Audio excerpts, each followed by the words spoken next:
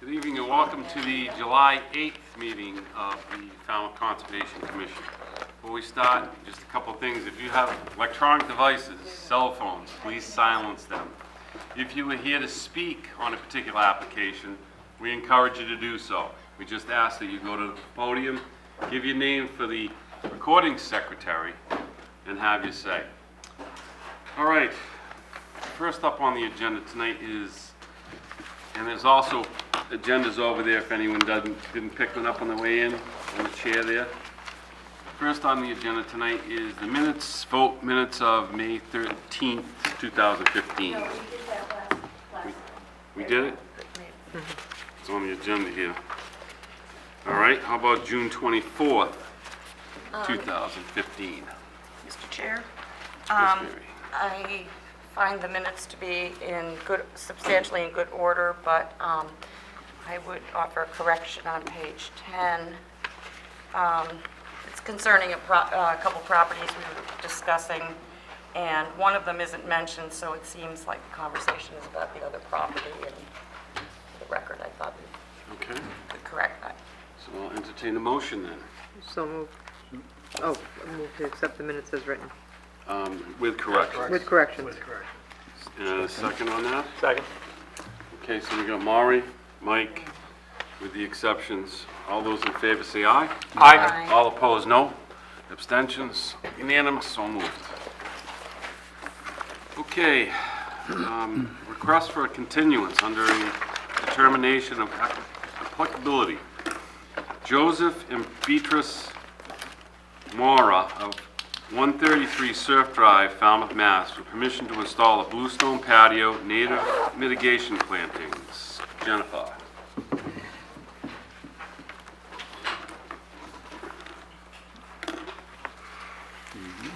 Yes, Mr. Chairman, the applicant High court. let's continue them until July 15th. So moved. Second. Okay, so we got Maury and Courtney. Welcome, Maury, Court. All those in favor say aye. Aye. Those opposed, no. Abstentions, unanimous, so moved. Other business, discuss the Headwaters Land OPET draft conservation restriction.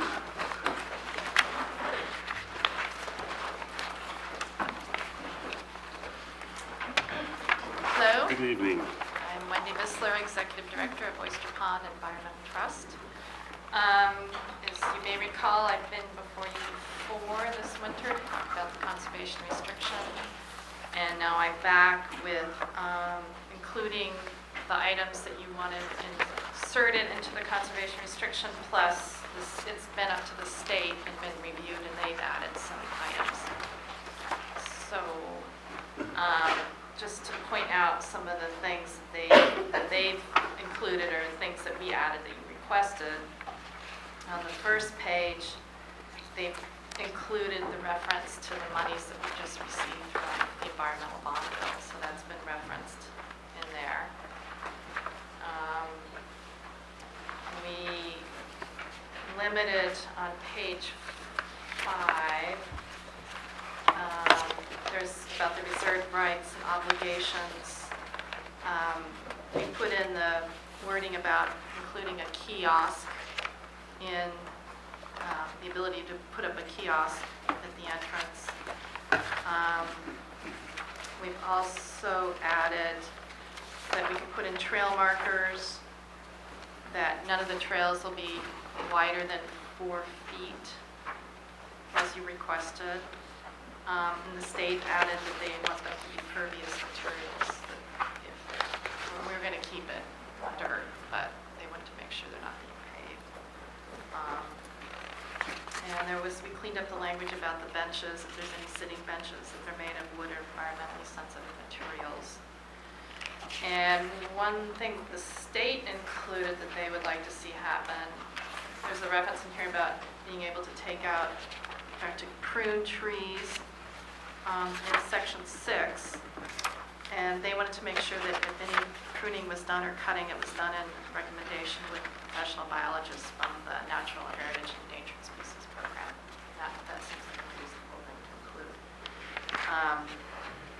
Number 8, we fixed the language about allowing scientific studies on the property. And most of the other inclusions by the state were just basically cleaning up the language. They, like, instead of ordinances, they made sure it said bylaws, because we're a town and not a city. And then just some legal things that they cleaned up the language, so. Do you have any questions? Thank you, Wendy. Jennifer? Mr. Chairman, the staff recommends the board accept the CR. Any So- question from the board? I have a tiny comment, very tiny. Okay. The first insertion by the state referencing The bond. the bond Uh-huh. should be Woods Hole Oceanographic Institution. Oh, what did they? Institute, like Oh, everybody else institute, says. yeah, everybody, okay, I'll fix that. Thank you. Wendy, I don't think Mel sent you the municipal cert to fill out and send back to us with the board and town usually. I'm sorry, what'd you say? A municipal certification, Oh, that's right. usually what we need. I'll have Mel send you that tomorrow, and I'll have Okay. Mel sign it this week and/or. Okay, so do you want me to just drop it off with you? Yeah. Okay, all right. And then Everything's drop off, signed. you want me to drop off a copy, the copy for signature, or will you run your own copy off? Is it back there? It right doesn't, now? has institute, not institution. I don't need that, I just need the Okay. signature page. Oh. If the signature page is clean, then we can have them sign that tonight, and we'll just be able to meet municipal cert at Okay. a later date. Okay, great. And I'll take the top pages and I'll fix the institution. I didn't even notice. I'm glad you caught that. I didn't see it. Will the selectmen here I think they're does good. not have a sign here sticky on it, so please sign it anyway. Wendy? Oh, thanks. Yeah. And we'll deal with the municipal cert either at some point this week or next week. Okay. Okay, anything else? Any other questions or comments from the board? I'll entertain a motion. I'll move to accept the conservation restriction as written and discussed. Second. All right, motion by Maury, second by Mike. All those in favor say aye. Aye. All those opposed, no. Abstentions, unanimous, so moved. Great, thank you. Thank you, Wendy. Okay, review of the SWPPP and dewatering plan for Little Pond Sewer Project.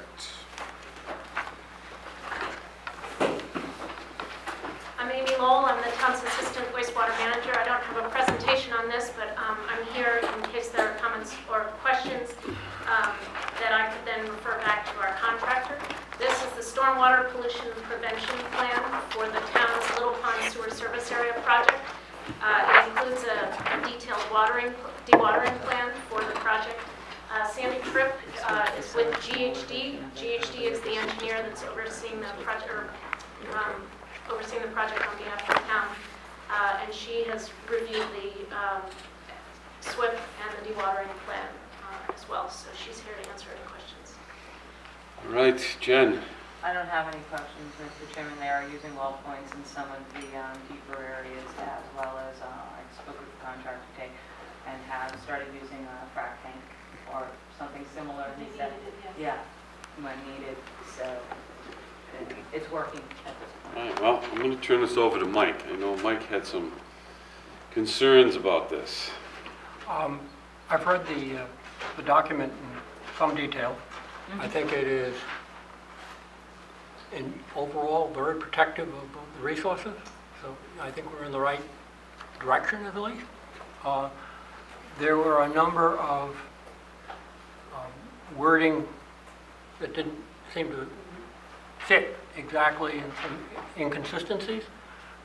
Rather than spend the time to threaten it out now, I would be more than happy to meet with the applicant to just threaten out rather than spend the time here now. If anyone has more, they can get more comments to me rather than So the contractor is Robert B. Auer, and they did prepare the plan. This is their plan for their work, and I can set up a meeting between Abby Rose probably would be the person who would, I think Bill would be there too, yeah. The site Yeah. superintendent and the project manager, and I think it makes sense. It's just as an example, is no dewatering activity shall discharge water with suspended sediments into storm drains, streams, or wetlands. Well, with all due respect, we have the estuaries and harbor, and those minor kind of words should be put in there. So it's that kind of, I think it's all detailed, but I think it's detail that the document deserves. okay. If you have written comments, that would probably help, so we can pass those off as well after the meeting, but we'd be glad. Well, rather than trying to re-scribble my scribbles, I'd rather do this in a meeting. Sure, okay. Okay. Can we set that up through the Conscom office? Sure. Just give me your schedule, Michael. I'll set it up. That's fine. Okay. Tomorrow is not good, and after that, we can probably fit it in. Probably Tomorrow's next not good, week. but yeah, next week will work, so just, Yeah. next week's open, we'll. And I know it's ongoing, and Sandy and Bill Hour. I know the watering is ongoing, and the document seems very productive, and I did visit during that rainstorm, and it was working very nicely. So if it survived that downpour, I think it'll survive anything, personally. Glad to hear it. Yeah. So Amy, this doesn't cause any delays on anything like that, right? I don't believe, it's my understanding that this is a submittal, that Yeah. this isn't a hearing, this isn't No, a it's a submittal. schedule Right. issue. So I think the contractor is working, and they are employing, they're following the dewatering plan, employing stormwater control measures. So as far as I know, there's no holdup. We're not waiting for a vote. This was a submittal that was required. It was, and it did require the board's approval, but if it's just, Mike, you said cleaning up the document, is there anything in the document you think would be a showstopper? No, Then, no, I don't. think It's the just, as I contractor- say, there's inconsistencies that need to be. yeah, I think it's okay for the contractor to continue working, and we'll set up the meeting next week and go through the document and clean it up. Very good. That work for you, Mike? That works for my, Okay? Okay, I'll entertain, do we need a motion, Jen? Yeah, Okay. motion to approve the dewatering. With Pending pending a Mike's- discussion with Mike and Yeah. the associated That's fine. parties. So that was Maureen's motion, Second. Mary's second. All those in favor say aye. Aye. Opposed, no? Ross, I just had one question. Do you have any other hearings that you have to go to with this information? Not that I'm aware of. Okay. The only reason I'm asking is, this is the document we received, and I know I'm not going to save it. I save a lot of stuff, but this is not going to be one of them. I know, if you needed it, yeah. I mean, it's just so expensive and so much paper, and, They were told to submit it to you in hard copy, because you specifically, Maureen, I know, opened I it know. on your email. I know, You were the one I cited. I know. We will take back. But that's why I just want to, I don't want it to go to waste. Okay, thank you, Thank you. thank you. Thank you. All right. careful. How embarrassing, you were the one that cited. Well, my I know. 120-page I- document. Do you want me to take a Yes, copy? I'm all done with it. I'm keeping this one, and I have a map in there that I kept Thank you. with All right, notes. you good, Susan? Amy, I'm thinking Monday at some point, so send me, Monday work for you? Monday works for All me. right. I think it will. Sometime on I'll send you Monday. an email. Okay. All right, next up on the agenda is request for determination of applicability. You want to hear a negative response on this one. So if you're here for RDA, a negative means you can continue with your project. Staff is approving this. Richard and Robert Howe, 41 Nashawina Street, West Falmouth, for permission to remove the existing septic system, install a new Title V sewage disposal system, and to regrade, loam, seed, and restore the gravel driveway. Jen? Yes, Mr. Chairman, we are recommending a negative term as stated in the bylaw with the resource area boundaries not confirmed. So moved. Second. Okay, so we have Mike moved it, Mike's motion, Mary's second. I did. Court Oh, was that you, seconded. Court? Yep. All right, you got it then. Change it to Court. I just- Mary's closest, so I just heard it.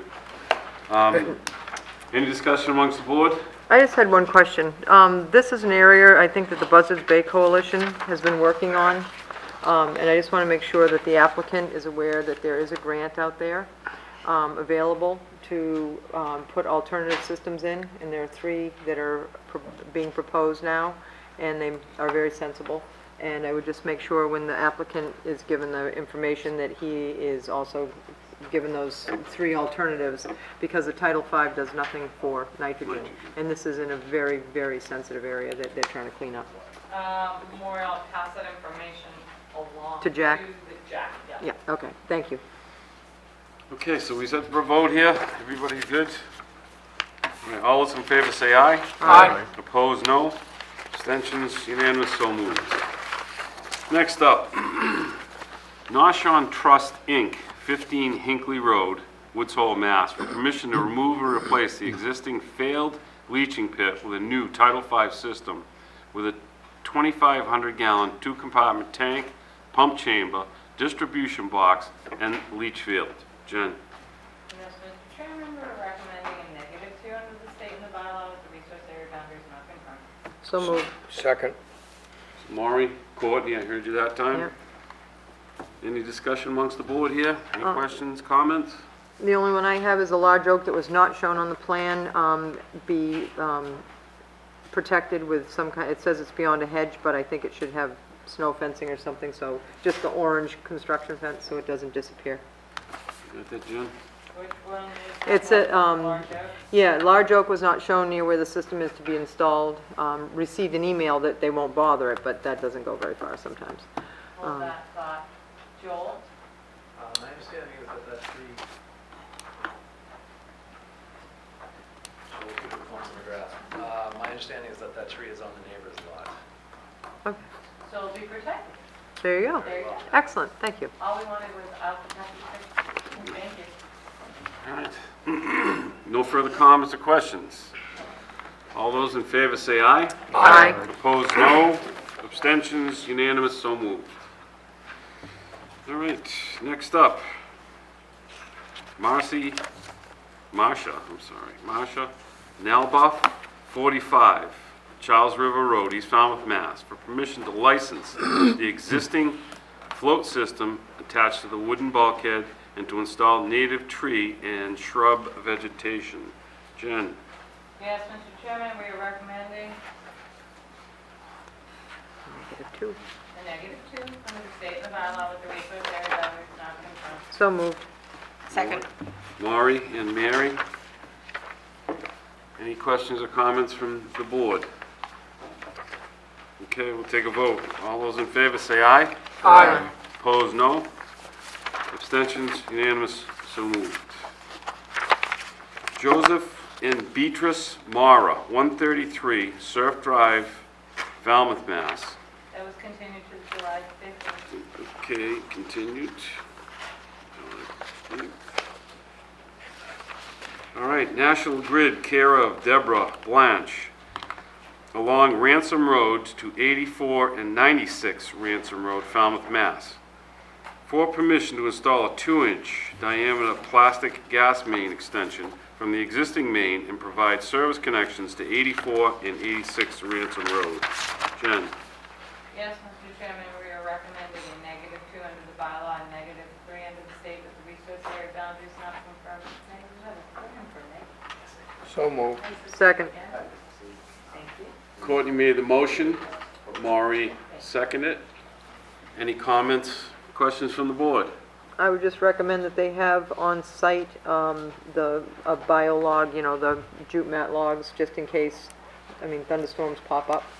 And it says 3 days of no forecasted rain, and that's not very predictable. So, just so they have it in case they get stuck. Did you get that, Jen? Brian, get that? Yes. Okay, thank you. Okay, we'll take the vote then. All those in favor say aye. Aye. Opposed, no. Abstentions, unanimous, so moved. National Grid, care of Deborah Blanche, along Hiawatha Street to 195 Great Bay Street, East Falmouth, Mass., for permission to install a 2-inch diameter plastic gas main extension from the existing main and provide service connections to 195 Great Bay Street. Jen? Yes, Mr. Chairman, I got them confused. This one's the -2 under the state and the bylaw with the resource area boundaries not been, no. This one's -3 under the state. -3, I'm sorry. This one's the -2 under the bylaw, -3 under the state with resource area boundaries not confirmed. So moved. Second. The other one, All right, Mike and Maury, thank you. any other comments from any members of the board? Okay, we'll take the vote then. All those in favor say aye. Aye. Opposed, no. Abstention, unanimous, so moved. Robert Ketchum, 45 Green Pond Road, East Falmouth, Mass., for permission to pump, fill, and abandon 2 leaching pits and to install a new Title V sewage disposal system. Jen? Yes, Mr. Chairman, the applicant is requesting a continuance until July 15th. So moved. Second. Okay, we got a motion for continuance from Laurie, second Mary. Any questions or comments from the board? Hearing none, all those in favor say aye. Aye. Opposed, no. Abstentions, unanimous, so moved for a continuance till July 15th.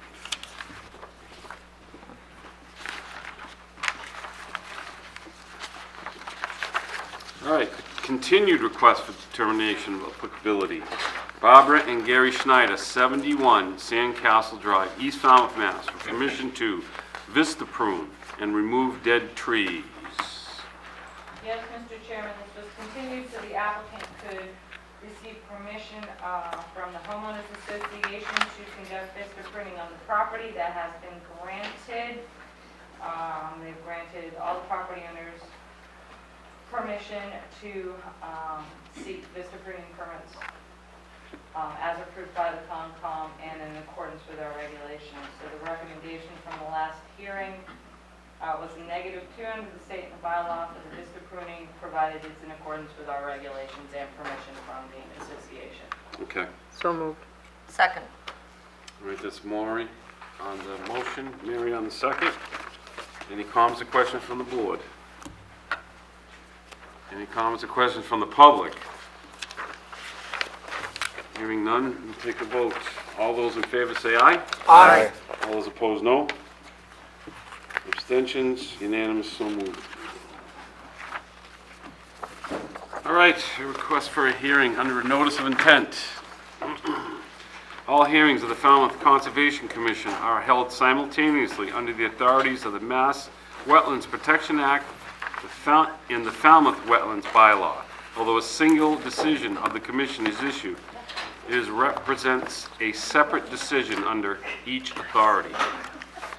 And first up, we have Gordon and Jeannie Thompson, 18 Millfield Street, Woods Hole, Mass., for permission to maintain and repair approximately 75 linear feet of existing stone wall, to relicense the existing ramp and float, install a previously required mitigation plantings, modify the existing unpermitted patio, remove the existing unpermitted stairs, remove an existing stone patio, and to install native mitigation plantings and associated clearing, excavating, grading, and landscaping.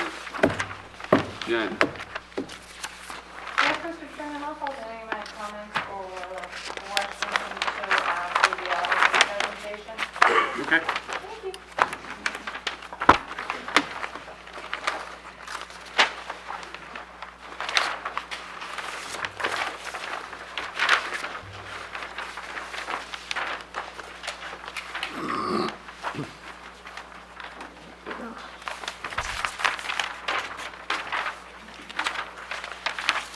Guess he didn't like me. Good evening, Joel Cubic, Holmes McGrath, representing the applicant. The owners, Gordon and Jean Thompson, recently bought this house. It had received an order of conditions about 15 years ago that was not fully complied with. They looked to find out what was required to do that, and it turns out that there was some additional construction that was done that wasn't previously approved by the commission. As part of that, the new owners, the Thompsons, would like to remove part of that unauthorized work, as well as plant the mitigation plantings that were previously required from the previous order. The existing patio that was constructed, and again, was unauthorized, they'd like to remove a portion of that, but allow a portion of that to remain and make up the mitigation plantings for that. They're removing an existing flagstone patio that's behind the wood frame studio towards the water. The stairs that were to be removed actually already have been removed just recently because the new owners are actually renting this place and they were deemed unsafe. And as part of their building permit with other work that was going on inside the house, they removed those steps in order to keep the tenants safe. So the removal of the unauthorized work and the mitigation plans are shown on the plan. And there is the closest resource area is the edge of Beal Pond. Most of this work is all within FWR Zone A.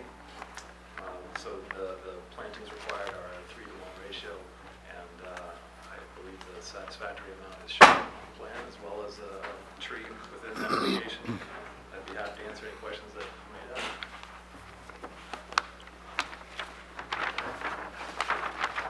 So the only thing, issue I have is that the plantings that are for the old order.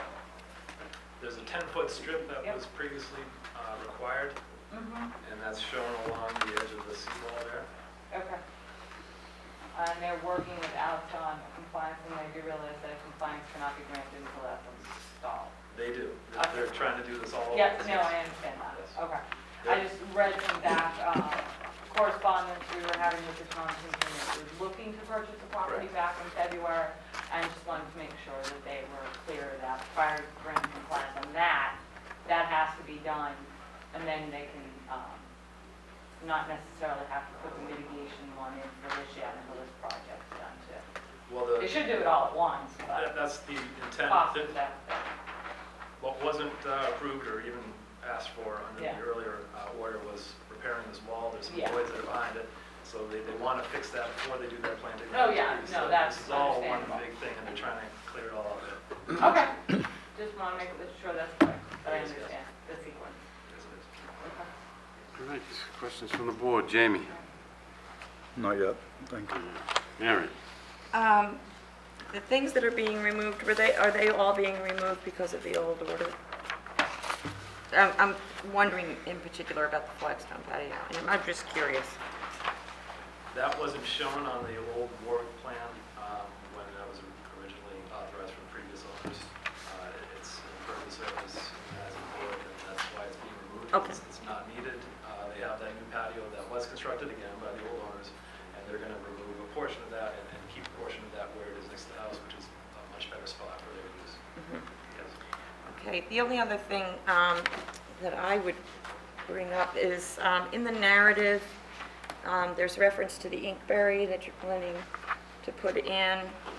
I gather it's along the landward side of that 10-foot strip. I think that's the intention anyway. It says that there would be a row to serve as a demarcation, and I think that's a great idea, but I didn't see a note about that on the plan. I was wondering if that could be put on the plan. That could be a condition, so. That's all, thank you. Mike? As long as the bluestone patio that is to remain in place will accommodate that gorgeous redwood table, I'm all for it. That was the intent, yes. Maury? Where you're removing all of that, what are you replacing with lawn? Yes, it will be. There is, underneath those stairs, there was a outdoor shower, which is to remain, but again, it's not concrete Okay, slab or anything. thank you. Yes. All set? Court? No questions. I have no questions. I will entertain a motion. Jamie, you're all set? Yeah, I am, thank you. What will the pleasure of the board be? Move to close the hearing and take it under advisement. Second. Okay, motion by Mary, second by Maury. Any comments from the public? Okay, see none. All those in favor say aye. Aye. All those opposed, no. Abstentions, unanimous, so moved. Thank you, Joel.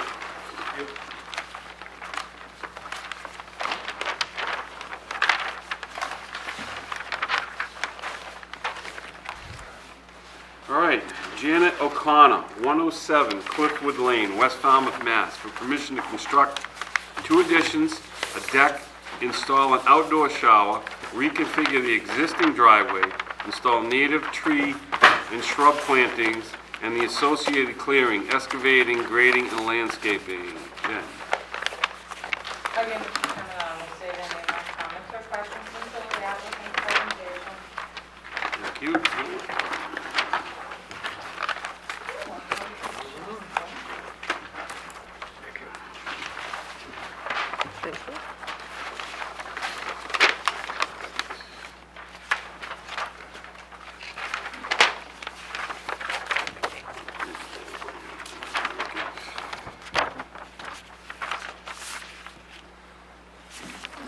Again, Joel Cubic with Homes McGrath. This property is on Cliffwood Lane. The closest resource is an isolated vegetated wetland behind the existing house. The applicant is requesting that some modifications be made to the existing house,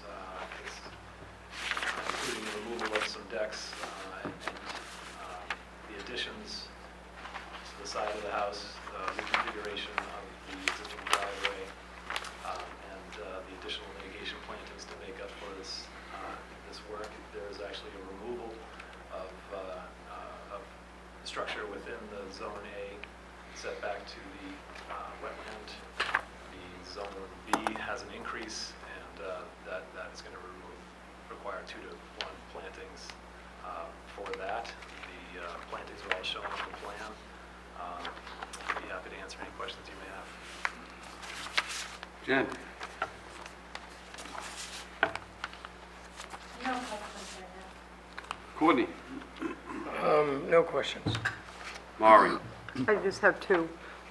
Does the outdoor shower, is that put into a catch basin? Or, a leach pit, A dry well? dry well? That's what the word I was looking for, yes. It can be, yes. Okay. And the other one is now, I see that the driveway is a new proposed driveway relocation, and the approximate location of the existing septic, is that all H20? I don't have that information, but obviously that would I think an as-built, required, yeah, it needs to be submitted, Yep. and that was all, thank you. Mike? No questions. Mary? Very picky little point on your sheet. The redevelopment and planting notes says refer to sheet 2. As far as I can tell, there's no sheet 2. And also, I did see the limit of work at the site, but it's not apparent to me on the plan. I may be missing it, but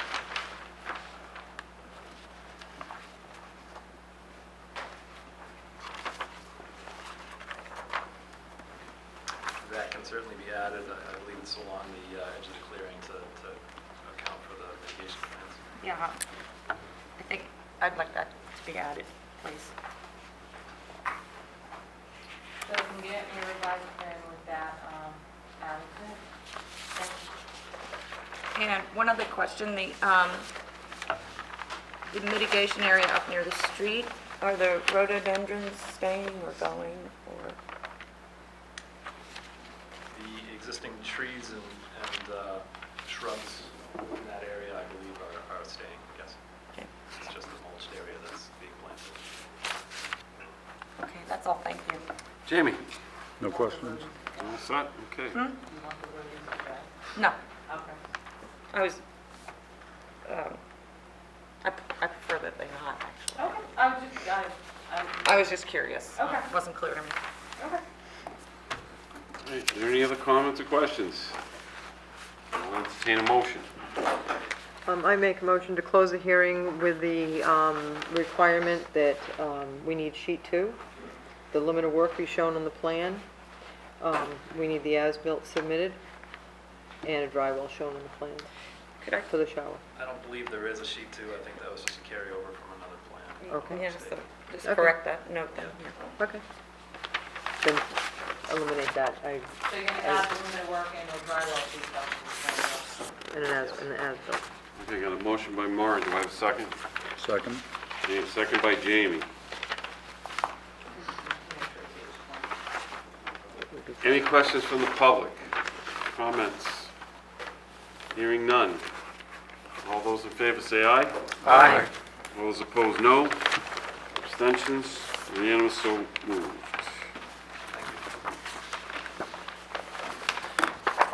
All right.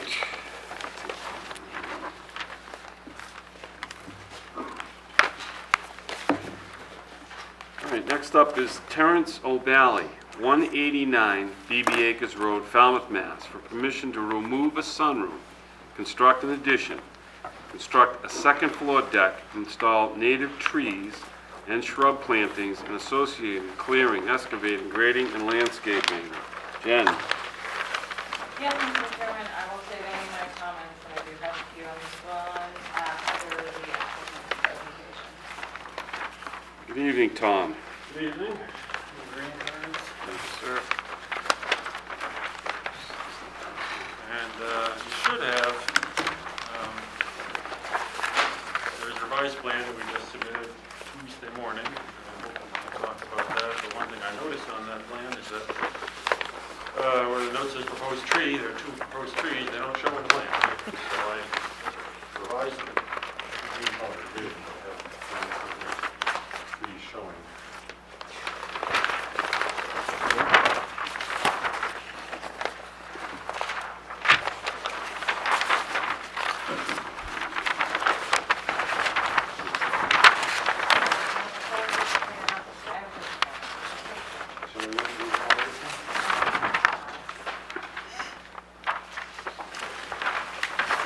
Thank you.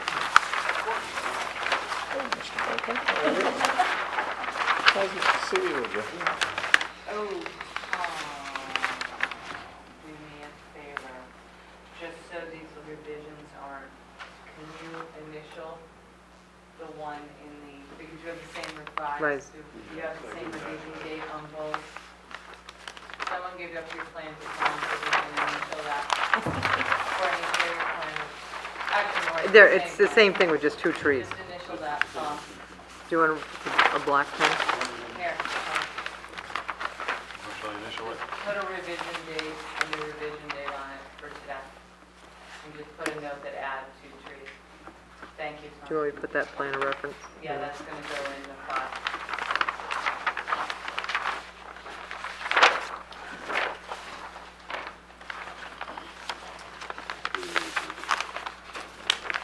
Thank you, Tom. Thank you for putting up with that.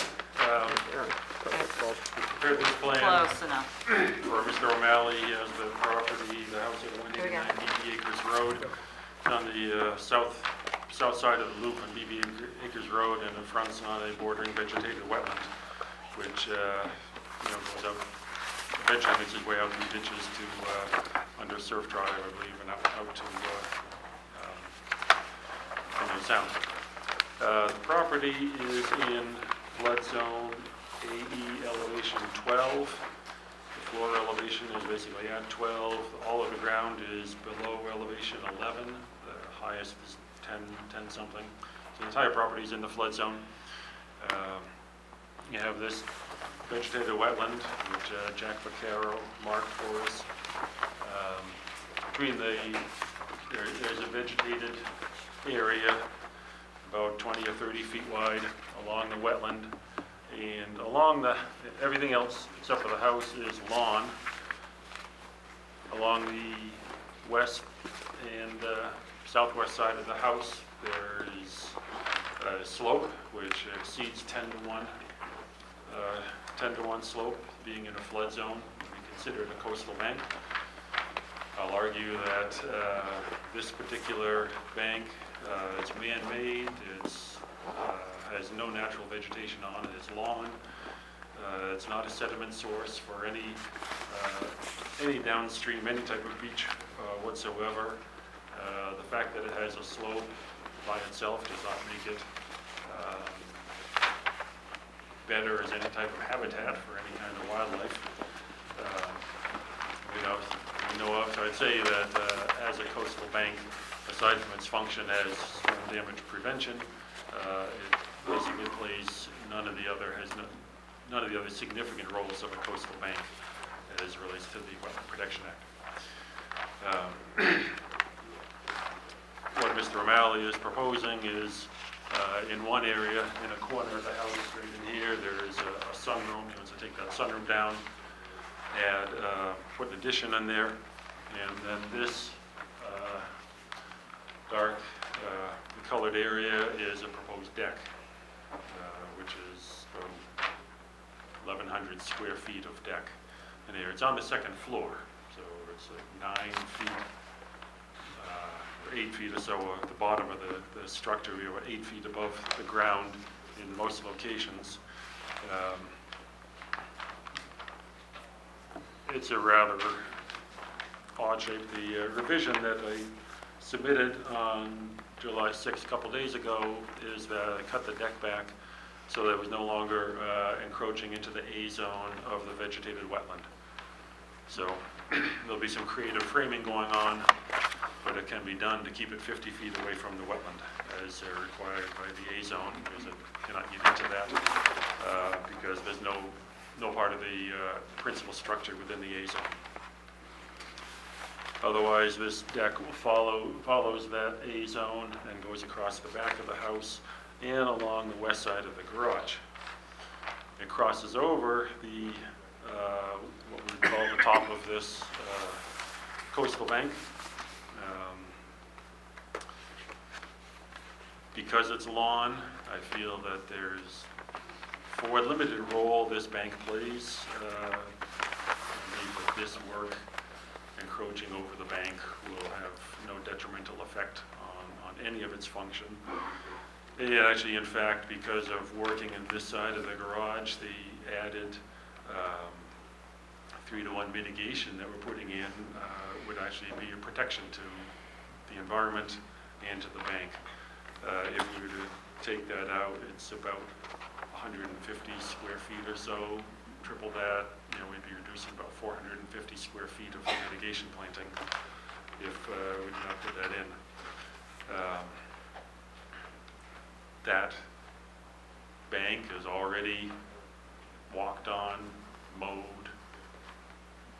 It takes all the normal use that a lawn would have, and as I said, I believe will have no detrimental effect on anything.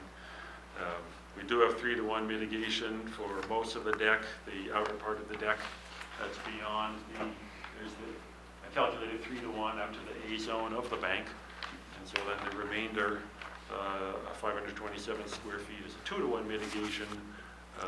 So we are putting in 2,377 square feet of native shrubs, removing that much lawn, and also planting 2 native trees in these locations.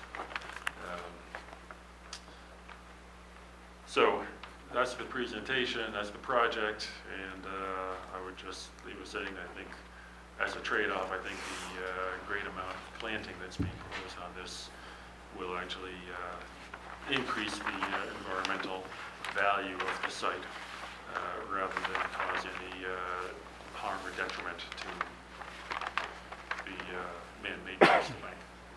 I'll take questions. Jen? Yes, Mr. Chairman, I was only going to point out that that portion of the deck on the side of the garage and kind of that little oddly shaped corner piece technically does not meet your regulations because it is moving, one, it's on top of the bank, and two, is moving closer to the resource areas than the present primary structure. You've all heard Tom's reasoning behind that, so the board needs to determine whether or not you feel that the applicant has overcome the presumptions in this case and allow that portion of the deck to remain, or have them revise the plan to remove. That was my comment. All right. Courtney? I'll pass for now. Maureen? Just the precedent setting, moving closer, and, it is a man-made coastal bank, and the mitigation is a substantial improvement on the lot, I'll have to think on that when we deliberate, but that was my only concern. Mike? I find the applicant's reasoning sound and worthy of consideration. Mary? I agree, and is it the case that it's not a structure exactly, but you are removing that corner of patio underneath? We will remove that. That wasn't marked on there, was it? Yeah, we're going to take that out, yes. So that'll go back to vegetation. It's in that sense drawn back a bit. Excuse me? In that sense, the new Yes. structure draws back from what is there now. Yes, everything will be outside the 50 feet, all impervious surfaces. So, in any case, I don't have any problem with it. Jamie? So will the patio be removed in its entirety? It will be, as we noted, it will be removed in its entirety. It'll be pea stone underneath. There's, no lawn or anything growing under there, but it'll be a pervious surface underneath it. Thank you. So yeah, that will be. I agree. I think the mitigation is a good improvement. All right, any other questions? Court, you good, or? The deck extension that's next to the garage, is that a second floor, or? It's all second floor.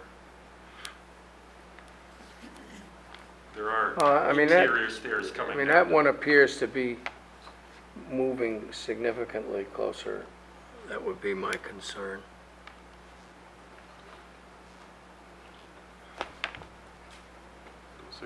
That's it. All right. Any other questions comments from the board? Any comments or questions from the public? All right, I'll entertain a motion. Make a motion to close the hearing, take it under advisement. So moved. Second. Maureen made the motion, Mike made the second.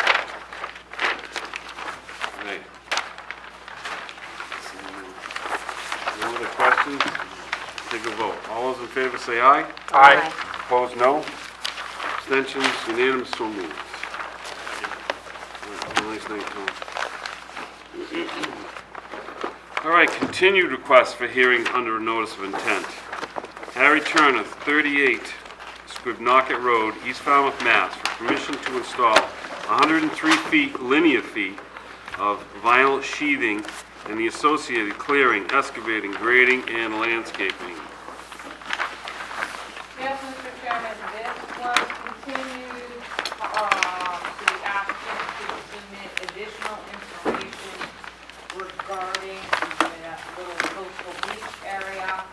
If you remember, this is the armoring of that bank along Quinnocket. Also, we had pulled 42, I believe it was 48 Quinnocket for you to review, which is the abutting property, right, Mike? Yes. Yeah, the abutting property in which the board made a determination on the state, the superseding order on you on that one. So we did pull that out, so you could look at the facts of that case. Staff pretty much made our comments known at the last hearing, so you're well aware of staff's stance on them, and here we are. All right, just I'll give you the quorum right now. Jamie, Mary, Russ, Tom, Mike, and Maury. Mike, good evening. Good evening, Mr. Chairman, Good evening, Mike. members of the commission. My name is Michael Borselli from Falmouth Engineering, and I represent the applicant, Harry Turner, property owner. And yes, we made a presentation at the last hearing. We described how we qualify under the regulations to honor the municipal bank. We went through the construction details and the methodology, and we received feedback from you and requests for additional information. And subsequent to that hearing, we did submit additional information, including a revised plan, 12 copies of this revised, and the only revision to the plan was that we made a notation that there's one 6-inch diameter tree that's threatened now because it's being undermined, but would be threatened more by the installation of the bulkhead. So in all likelihood, it would be best to remove it and replace it. So we're proposing to remove the 6-inch diameter oak with, after construction, 2 new 2-inch caliber oak trees in the same general location once the site has been stabilized and revegetated. That was the lone revision to the plan. You asked for more copies of the original building permit for the house. The original building permit for the house was issued on March 21st, 1988. Therefore, it qualifies under the local regulations. The property qualifies under the local regulations to apply for armoring. And then we retain the services of the Woods Hole Group and Leslie Fields, who drafted an opinion letter about the site and how it conforms to both the state and local regulations. At the last hearing, Attorney Wall could not be here. He had submitted a letter for your application and review. He's here tonight to discuss his letter and the project in general. I believe that sums up the changes since the last hearing, and with that, I'll turn it over to Leslie Fields.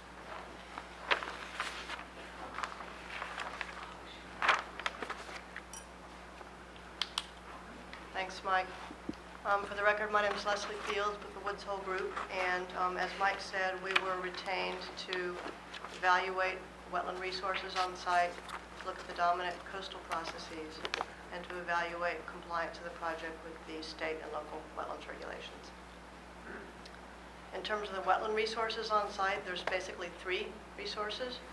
There's a coastal bank, coastal beach, and then the navigation channel is considered land under the ocean. And I submitted a letter describing our findings and what we saw during the site visit. Letter dated July 1. It should be in your file for your review. I thought I would first just describe the resource areas. The coastal bank extends along the entire width of the property. It's a relatively steep coastal bank, and the toe of the bank does show signs of erosion. Seaward of that bank, there's a very narrow strip of coastal beach, about 7 to 8 feet wide. It's a very flat coastal beach. It's primarily intertidal, so it gets inundated with each rising and falling of the tide. So mean high water comes very close to the toe of the bank, and during storms and periods of elevated water, the water is up against the toe of the bank, and that's why we're seeing some erosion along the base of the bank. There's also, not only on this property is there a coastal beach, but on the property to the south, on the Turner property to the south, 42, is it 42? 42 also has a narrow coastal beach in front of that property. That's in front of the existing bulkhead. And then land under the ocean is essentially the navigation channel that was created years ago. It's a man-made channel that was created to provide navigable waterways up to these properties along this road. So those are the resource areas that are involved. We then went to look at compliance of the project with the wetlands regulations, and made a finding that the bank is significant to the interests of storm damage protection and flood control because it's a vertical buffer. So it falls under 10.30 subsection 7. Because it falls under that section, it's important to maintain the stability of that bank and to with anything we do to avoid impacts to adjacent properties. And the proposed project does just that. So we're proposing to build a bulkhead, which will improve the stability of the bank. There are adjacent bulkheads on either side of this property. We're going to tie into those bulkheads with this project. And so there will not be any adverse impacts to stability of those banks on either side of the property. We also made a finding that the project does not fall under 10.30 subsection 3, and that even though it does supply some sediment to the beach in front and to the beach in front of the property to the south, the sediment that's coming off of that bank is not significant to the interests of storm damage protection and flood control for those properties. The sediment that comes off of that bank is temporarily lands on the beach and then falls into the navigation channel where it presents shoaling and navigational hazards. On the property to the south, where the revetment was constructed a while ago, a couple of years ago, that revetment is actually providing storm damage protection and flood control. The beach in front of it is not serving those interests at all for that property. That revetment or that bulkhead goes very deep down, it's driven down, and so the beach in front of it does not provide any sort of storm damage protection or flood control for that property. So in our opinion, the project, although it does supply some sediment to that beach and the one adjacent, it's not significant to the interests of storm damage protection and flood control, and therefore it doesn't fall under 10.30 subsection 3. We also looked at the Falmouth wetlands regs, and as Mike said, found that because the permit was issued before the date in the local wetlands regulations of March 22, 1989, it is eligible, this property, for the coastal engineering structure. We also looked at, per the Falmouth regulations, alternatives for this. Alternatives that would provide mitigation for the ongoing erosion other than what's proposed. So we looked at fiber rolls. In our opinion, they're not appropriate for this site because fiber rolls don't really work in areas where the toe of the fiber rolls get inundated with water all the time. So because this toe of this bank is so close to mean high water, with any sort of elevated storm water, that base fiber roll is going to be inundated. It's going to deteriorate very quickly. So it's not a good candidate site for fiber rolls. It's certainly not a good candidate site for beach nourishment because we don't want to add more sediment to this area, which will then just fall off the beach and go into the navigation channel and create the need for dredging. So in our opinion, the project meets the performance standards for work on a coastal bank and is fully permittable under both the state and local wetlands regulations.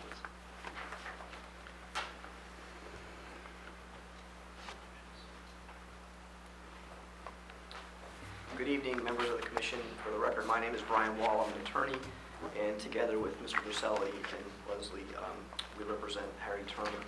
Before I start, just as a matter of housekeeping, I noticed that staff said that the board has reviewed the file for 48, and so I would ask... 42. 42 or 48, I believe it's 42. Jean Turner's property, which, by the way, there's no relation between the two Turners. It's coincidence. But in any event, I would ask that that be incorporated into the administrative record so that we have a complete record. I'm here tonight to talk about condition number 6 in the original order. The house that is on the site was authorized by an order of conditions issued by the Conservation Commission back in 1987. And when we first looked at the feasibility of this particular project, we obviously looked at the old permits. And there's a condition in the permit that at first glance would suggest that there may be a slight problem with what we're proposing. But upon further review, it's not, and that's our position. And in order to address that, I submitted a letter. And so let me tell you, condition number 6 in that permit states the following, and I'm going to quote it.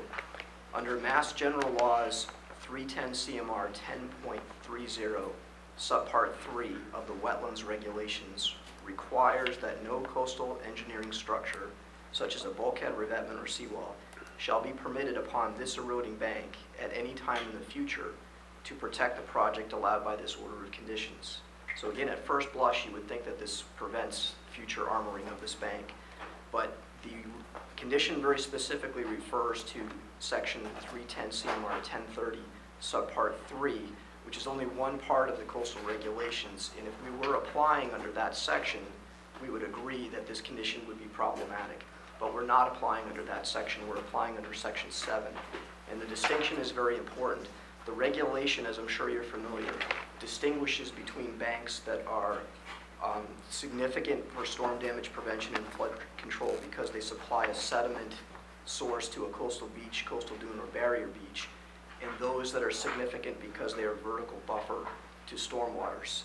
And as you heard from Leslie Field's presentation, the bank in our situation falls into the second category, not the first.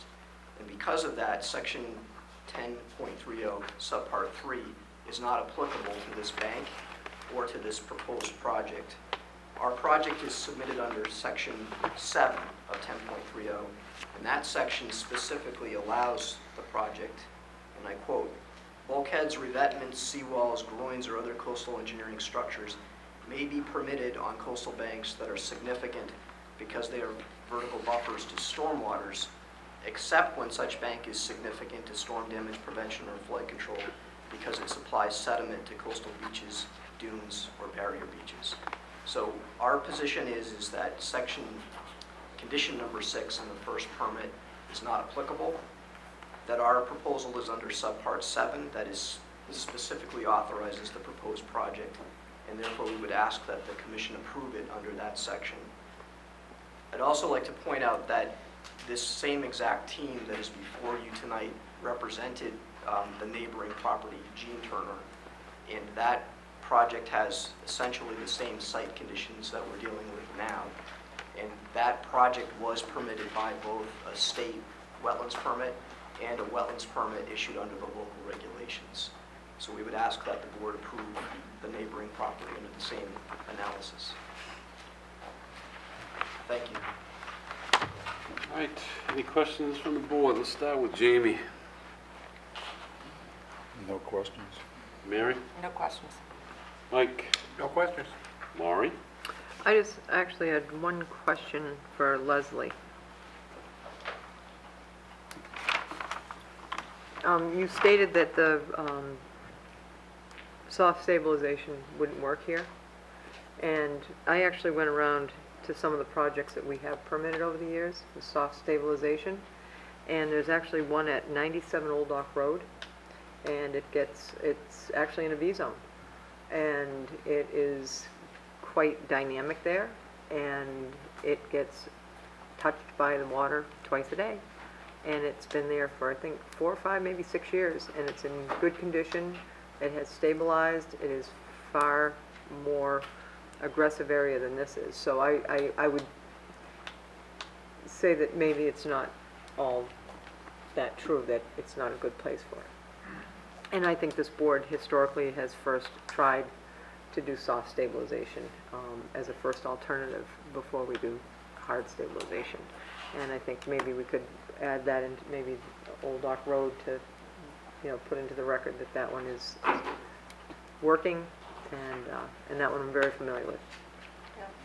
I understand your point. I'm not familiar with that particular site on Old Dock Road, so I can't speak to that, but I know from our experience from having designed and permitted a number of fiber roll projects, those sites where the base of the fiber rolls get inundated daily with the tide require a lot more maintenance. So Could you you're tell in me where those there, are? every, say, 3 to 4 years, restoring, replacing the whole system. If you got to replace the bottom fiber roll, you're basically dismantling the whole thing and replacing the whole thing. Do you know the sites that you've just stated that they haven't worked? Yep, there's one in particular out in Chatham.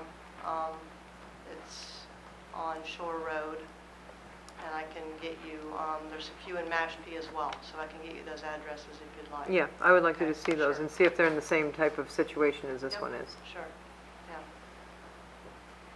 Because this is fairly protected there. Yeah, it is compared- protected, yeah. Okay, good, Laurie? Yep. Court, did you want to comment? I'm not on the quorum. Oh, that's right. All right, Any, I wanted to make one comment about the soft solution, if I could. The soft solution isn't vertical. It's core logs, and they need to be installed on a slope. And in order to install something on a slope, you need to have more width than we have. You need a wider base, or you'd have to mine into the bank.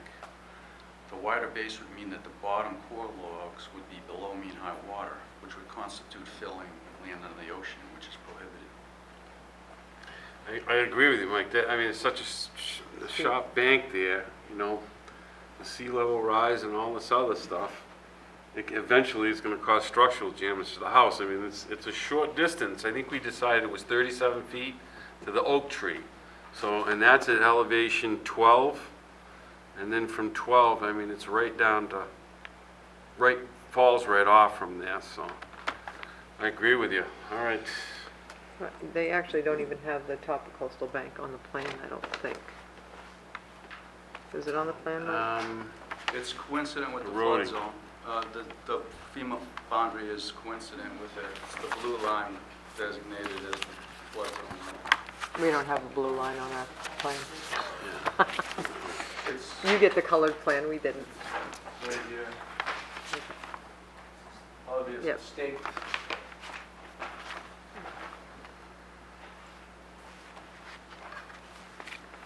Okay, anything else from the board? Anyone from the public want to comment on this project? Hearing none, I'll entertain a motion. I make a motion to close the hearing and take it under advisement. Second. All right, that's Maureen's motion, Mary's second. All those in favor say aye. Aye. All those opposed, no. Abstentions? Unanimous, so moved. Thank you. Good night, Mike.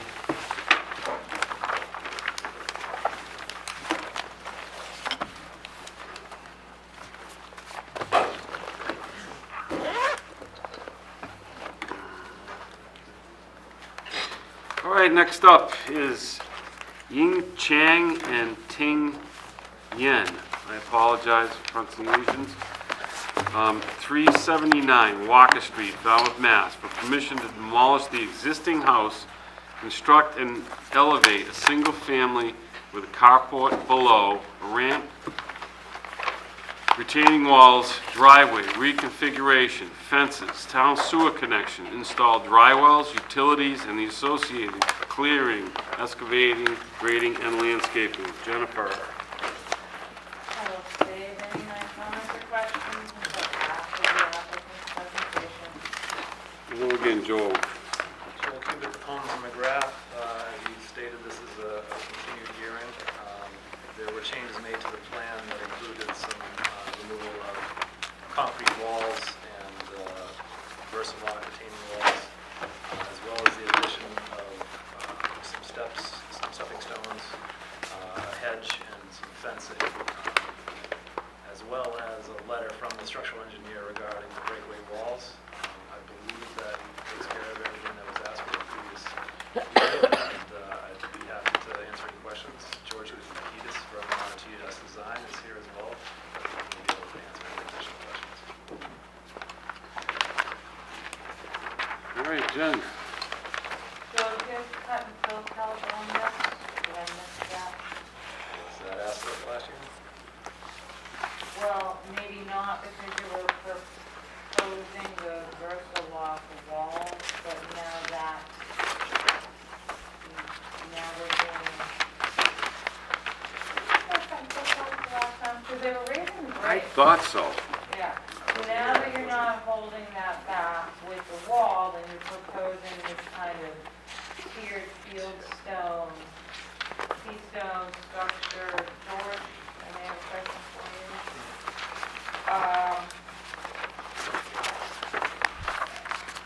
How is this going to not affect neighboring properties with like floodwaters or diverting floodwaters or anything like that?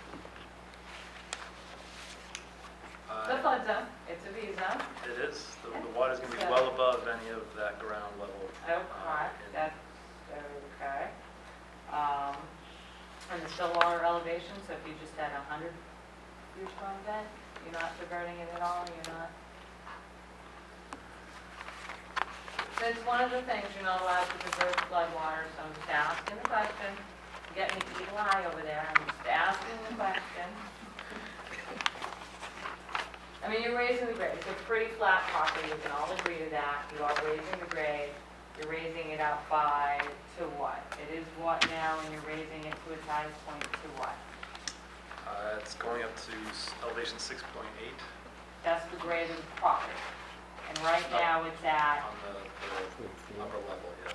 and so 6.8, and the lowest port you have right now is what, I see 4 or 5 right there. That's the first one. I'm thinking of. 5.1 There's next another door, one. yeah. What was There's that? a 5.1 right next door.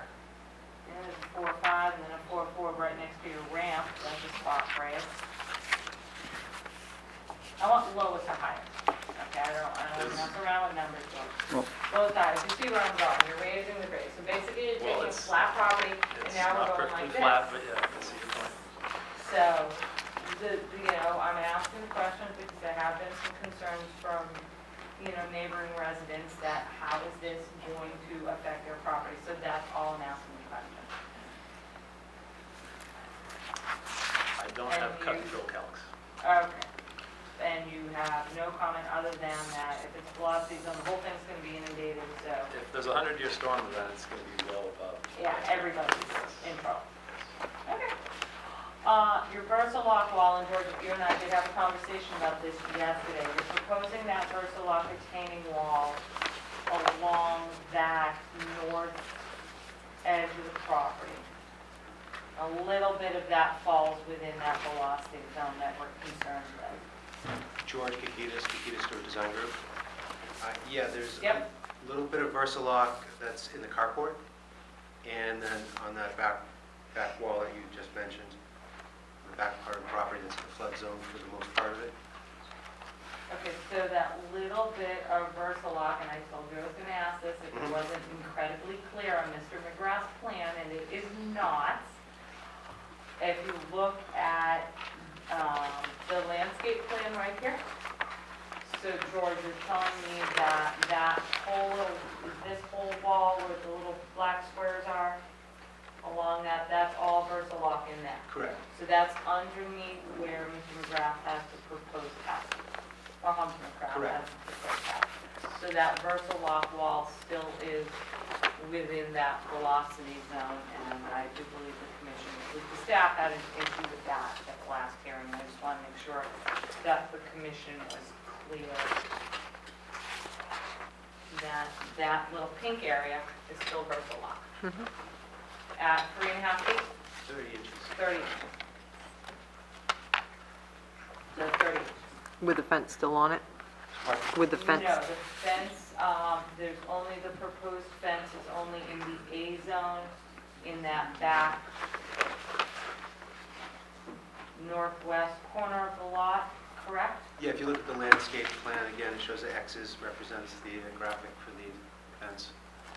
So, It's but still the in the B zone. 6-foot-high stockade fence is from, that Versalock wall doesn't go all the way down.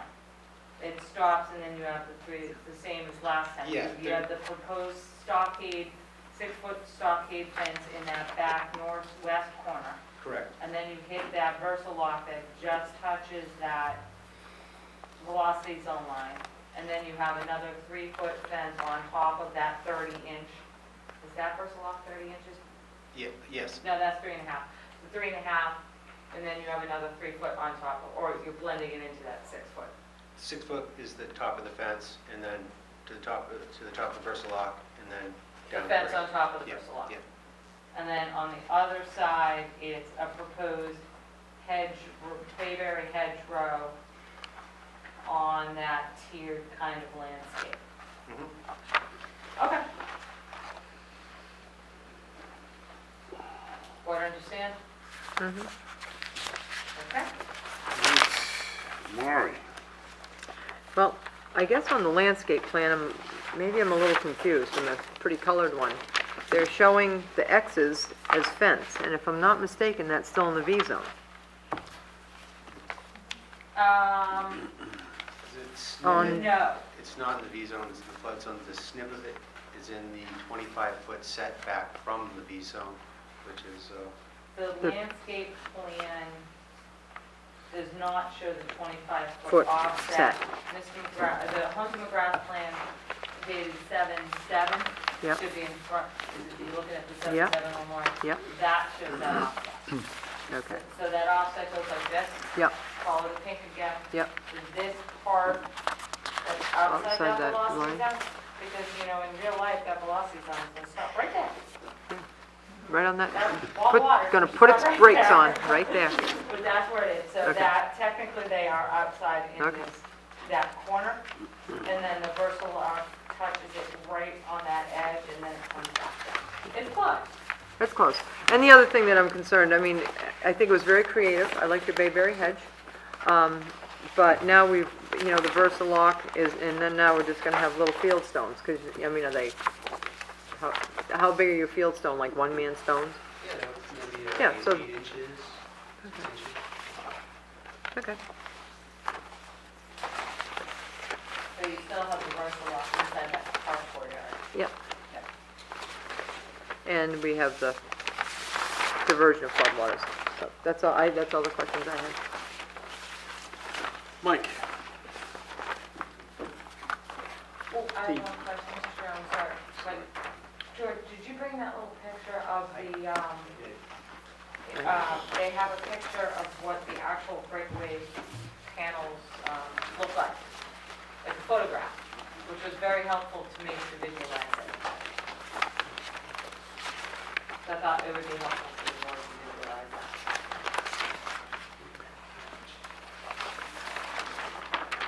Well, the breakaway panels, again, you know, I know that this board is, in some places, allowed breakaway panels, denied them in other places. Correct. And I think we should just be consistent. And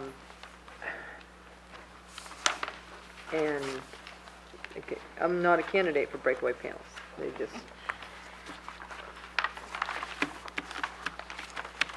after Hurricane Bob, when you were down in Surf Drive, that was one of the hardest hit places. We And, didn't have surf. pardon? We didn't have surf that off No. And the houses that are on the beach, they were all, you know, reconstructed up out of the V zone. With the, all of those orders of conditions, we spent many, many hours and many weeks on those. And people weren't even allowed to put flower boxes below the elevation of the V zone. And no lattice, no rubbish boxes, no anything. The only thing that they were allowed to increase was a stairway to get, obviously, to their building.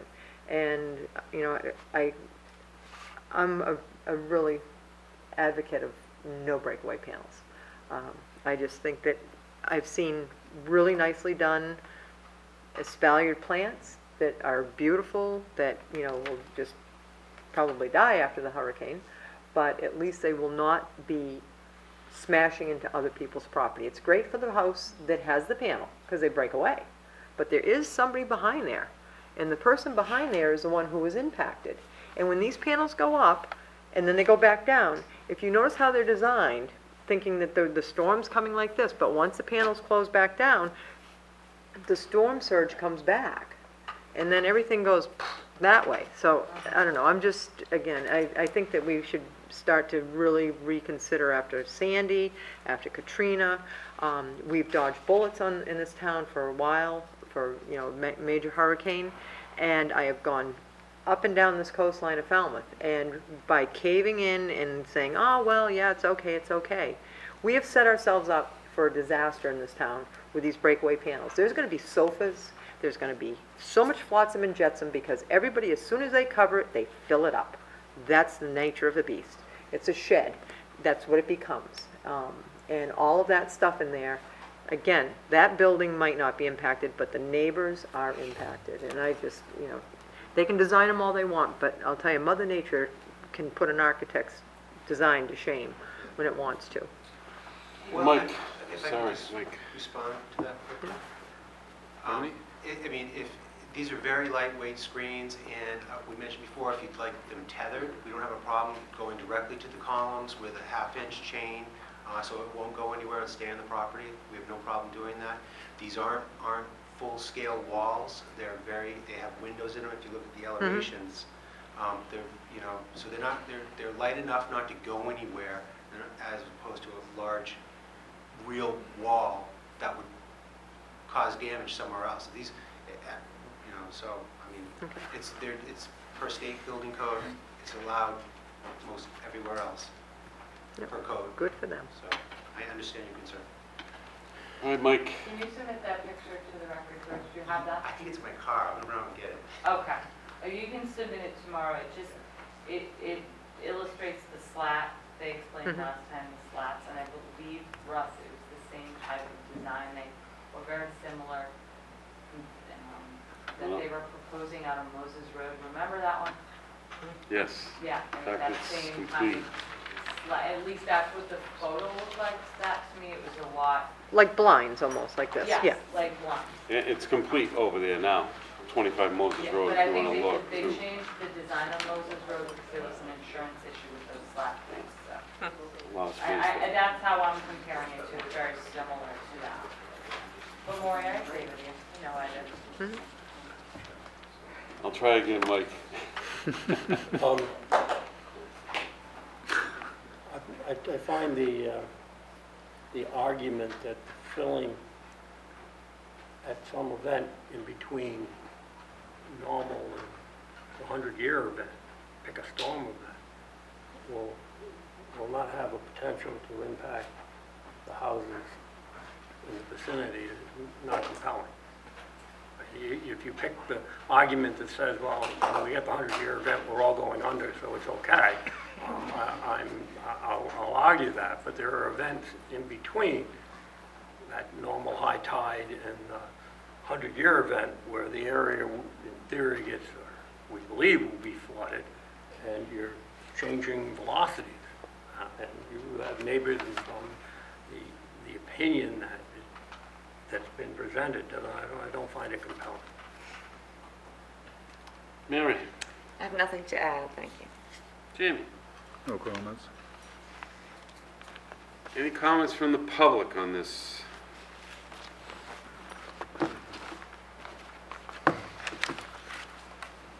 Yes, I'm at 369 Walker Street. This house will be right in front of me.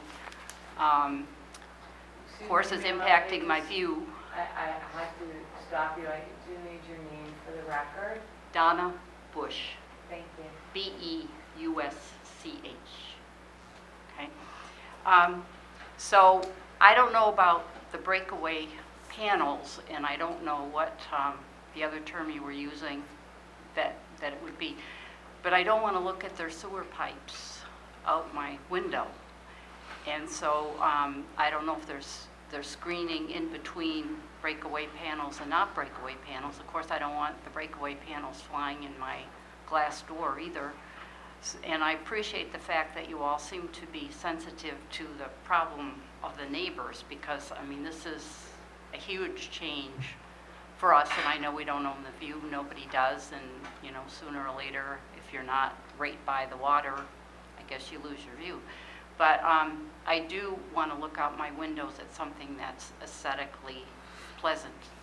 And so I hope that is being taken into consideration in what's being done here. The house between this new home and our home that was built up a few years ago, they did a wonderful job, and I find it very pleasant to look at that house, and I hope that this maybe could be the same. Thank you. Any other comments? Address that again. Again, one of the strongest reasons for the panels is the whole screen effect. They're not to have a house 13 feet up in the air on concrete piers. It's very brutal.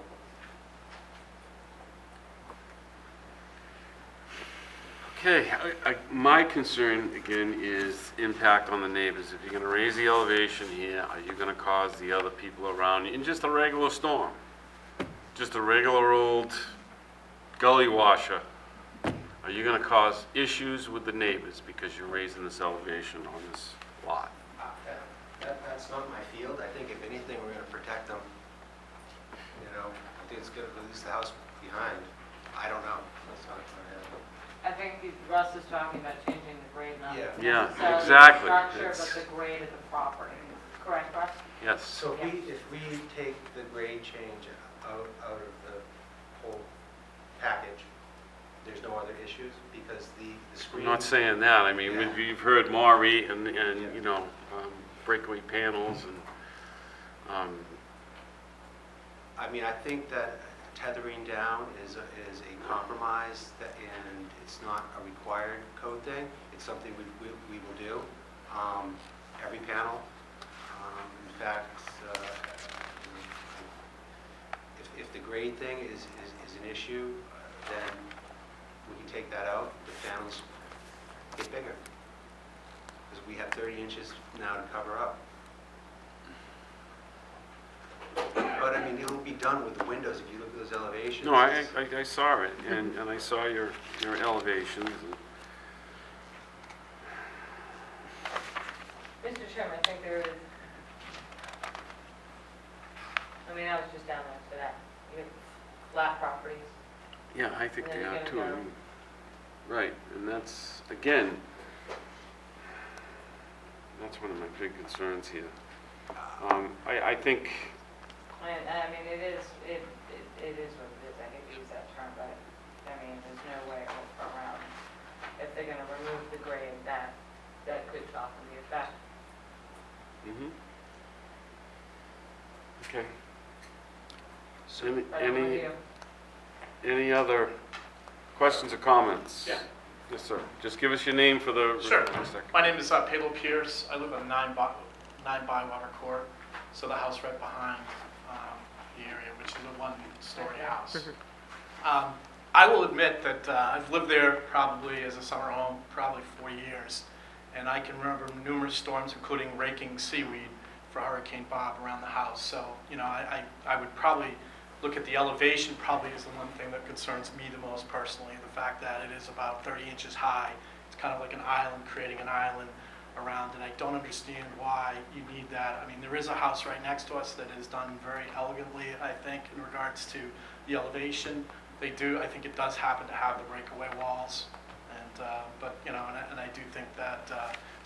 But I guess the one question I would have is just in regards to the desire of why it needs to go up from 4.4 or 4.1 to 6.8, and then the 10 feet on top of that. The second concern I have is in regards to the overall bulk of the house. The existing house today is 896 square feet, is my understanding. It's not counting the driveway. So, and I don't understand, you know, exactly the type of ratios you look at and stuff like that, but that is today's exact dimensions from your cards, from your assessor's office. So the one thing I would look at is, yeah, we can talk about a 100-year storm. I guess my view is there are other storms that would come that potentially, with an elevation of 30 inches, which would impact the absorption of water or coastal flooding and things like that. And then the overall bulk house. And I do think that the landscape plan, I think it is a little confusing in regards to it. I did take a look at it today. I was a little confused in regards to the fencing. I guess it has been clarified a little bit differently than when I saw this afternoon. So those are my concerns. To try to answer your question, sir, you said that raising the grade 3 feet in the house, another 10, it's required by the building code. They have to have that house, they have to have the first floor elevation of that house 2 feet above the base flood elevation, gentlemen? Yeah, 2 feet above the base flood elevation, according to the building code and this board's regulations. So that house has, by law or by right, has to be that high up. The actual height of the first floor, Yeah, of the base, but it does not have to be on an island, though, does it? No. 30 inches No, higher. no, but that base flood elevation is going to be there. So without that Grading. that grade change, it's going to be a little bit more dramatic than with that grade change. I think the applicant is attempting to soften that, but at the same time, obviously, it's causing concern for this board with that Yeah. change. I mean, overall, the landscaping looks very nice. I mean, I would, you know, from that perspective. So it's an improvement of what's there. Thank you. Again, I'd like to say that, you know, my client,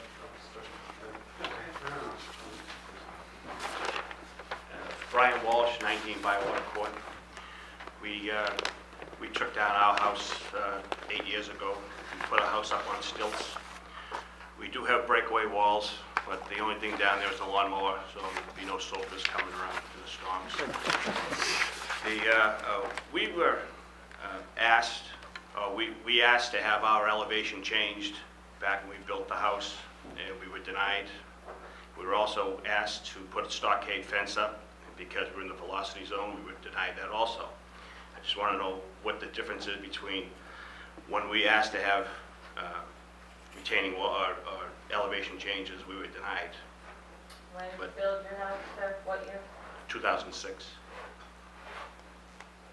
Yeah, I was here in 2006. I don't remember it specifically. You were denied the grade change probably because of the same Diversion of concerns the floodwater. board has with this Exactly. grade change, Right. is the diversion of floodwaters.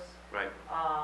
So this It board didn't matter hasn't to us taken- because we just built what we were told to Yeah. build, and we did what we had to do. This and- board and hasn't taken a vote yet, so. We're fine, and I just wanted to point that out that Yeah, and we the did, proposed we did everything. stockade fence, you were denied specifically for the same reason this board told them to take the original Yes. stockade fence off of this plan, Good. which they did. Thank you. So, Appreciate it. not a problem. So I'd just like to say, you know, my clients, we got continued, and then there was another meeting after that where we couldn't get on that docket because it was already loaded. And, you know, they authorized me to make any kind of compromises to get things approved. As a couple of the neighbors have mentioned, there are several, 4 or 5 or 6 houses in that vicinity that all have breakaway panels. They're all walls. It's precedented, it's there, and I understand your concern. I think our compromise with tethering is a safe way to mitigate it and have everything stay on our property to the best that we can. Okay, anyone else from the public want to comment on this? Jamie, did you have something else? Yes, well, one thing, the tethering of the walls, does that kind of defeat the purpose? So it's like it breaks away, so the water goes through. And then stays Like, there. It stays there, doesn't go into someone else's yard. We can't regulate what people put in there, so I think the breakaway panels, I mean, maybe that's a policy that we need to set, but I'm kind of in favor of the breakaway walls, the way they're designed. I think if the fence goes and the elevation stays, I mean, that'd be my, We'll change the elevation. that's the biggest hang-up. That's the only thing I know. We're on from the... Okay, any other questions? Mike? First, we don't want to get lost that this is an improvement. If that 100-year storm event does come, that the house that there is going to be scattered to the wind, so that this is an improvement in that sense. You can't get away from that. That's a distinct improvement. The notion that because you are going to the improvement, I think gives credence to the breakaway panel, whereas if it was just new construction with a vacant lot, and you're doing it, then you're adding the point that there's nothing there, and you're putting something there that will go away. So I think one of the, you know, every site is different, but I think the difference between new construction and replacement needs to be factored into the thinking. And that's where I sit. Mr. Chairman, I have a question Yes, Jim. to either Joel or George. If you change the grade, if you don't change the grade at all, okay, and you have your house with your slat design, do you need the Versa walk Nope, gone. on the carport? No, but do you need it on the ramp? We will use natural stone. We'll just do like similar to the detail that we showed. What the Uh, fieldstone detail? Yeah, the little... But you're not changing the grade? No, we're not changing the grade, but there's a ramp there, so that stone will be kind of on the edge of the ramp. The ramp, but the carport, you won't need to do that Versa lock wall, Nope. and you won't need to do that Versa lock wall on the other side of that, the northern property boundary. Correct.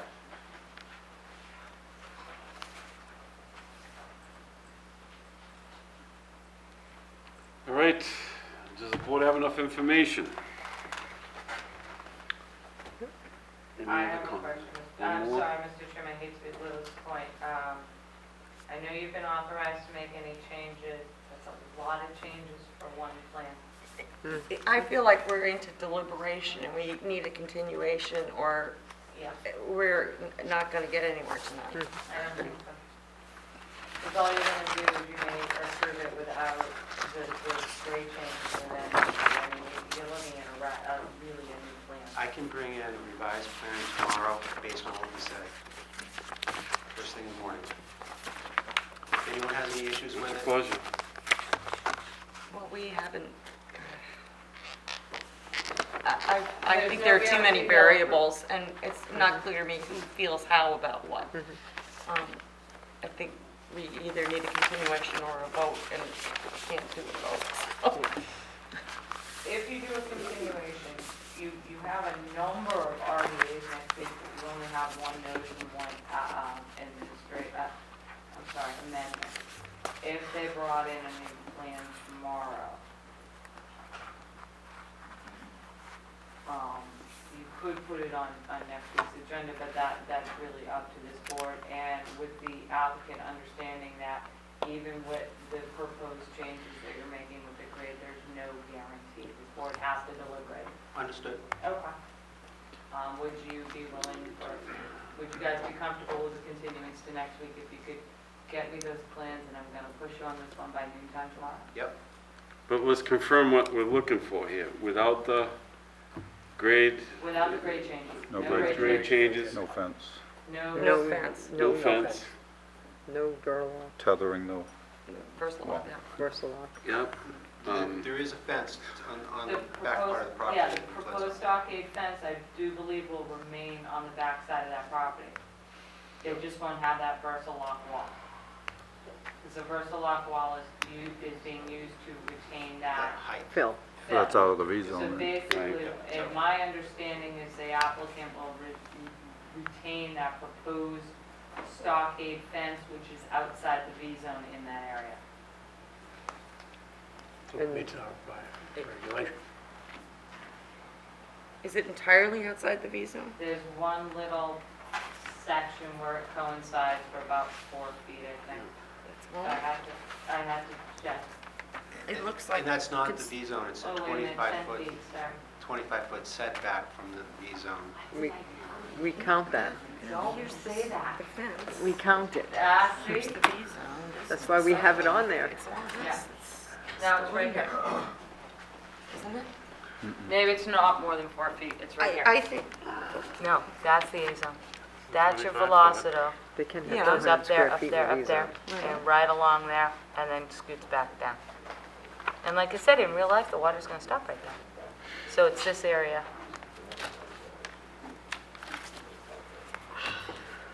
That's in the V zone. this isn't here?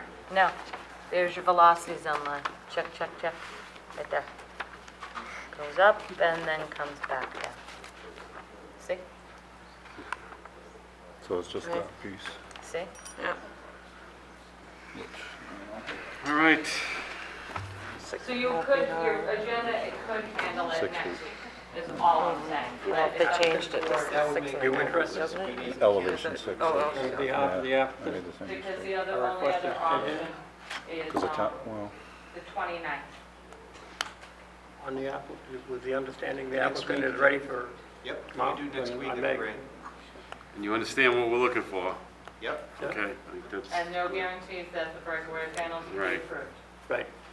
and if you have a picture of one, Make sure you Make sure you bring it submit it. along. Yeah, I Okay. would really strongly yeah, it sounded like Jen wanted to see submitting that. photo with I had the 10 design copies, I don't know. changes. Yeah, bring it tomorrow. Yeah, I will. On the app- Before noon. All right, At Mike's the- gonna make an motion here. Go on, you can. behalf of the applicant, the actual continuance until the 15th? 50, Second. with the condition that stuff comes in by noontime tomorrow. That was Mike and Mary. Get that? Okay. All those in favor say aye for the continuance. Aye. All those opposed, You're no. having fun, Courtney. You'll have more fun next week. Abstentions, unanimous, so moved. Can't rattle any pages. No, I know you can't. I'm killing you. All right, next on the list, Robert and Andrea Brennan, 28, Nemaska Road, West Falmouth, for permission to... Pardon me? You forgot Juniper Point. I did skip one? Hoffman. Oh, yes, I Juniper did. Point. Sorry. Logan and Lisa Hoffman, 29 Juniper Point Road, Woods Hole, Mass. For permission to demolish the existing house and detached garage and construct a new single-family dwelling with a detached garage, install a new driveway, terraces, walkway, landscape, retaining walls, an in-ground swimming pool, pool patio, food fence, dry wells, utilities, and the associated clearing, excavating, grading, and landscaping. Jennifer. Yes, Mr. Chairman, we continued this hearing so that Mr. Porcelli could, I kept saying it last year, could make some changes to the plan, including shifting that, I keep looking at that file, shifting the pool and looking at their impervious surface calculations and other changes I'm sure Ms. Bocelli will go over. The coastal Rattle bank. them off the top of my head right now. Thank you, Mike. Recalculated. Good evening again, Mike. Mr. Chairman, good evening, members of the commission. My name is Michael Borselli from Falmouth Engineering, and I represent the applicant. We did make an initial presentation back in on June 11th. I'm joined tonight by Amy Wilson from Blue Flax Design.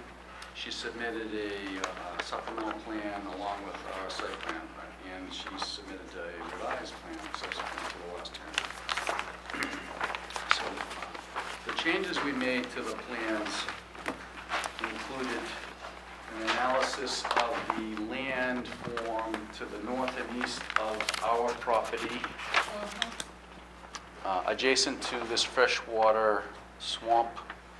We had not considered a coastal bank in our initial analysis, and we had discussions with Jen about it. We did further analysis. We did measured transects, and very, very strict review of your local definition of coastal bank makes it a coastal bank. So the plan has been revised to depict it as a coastal bank. It's a non-eroding, gently sloping lawn, for the most part, landform that meets the definition of coastal bank. So we've added it to the plan. We've added the associated no disturbance zone A and outer buffer zone Bs from the top of that bank. We have recalculated the impervious surfaces and submitted with you additional 11 by 17s. There was a impact from that resulted in an increase in the required mitigation planting from 618 square feet when it's not considered a coastal bank to 958 square feet when it is considered a coastal bank. So since it's considered a coastal bank, we revised the plans to provide the required mitigation planting as well, and the details associated with that planting material are on the Blue Flax design plan, and Amy will describe those to you.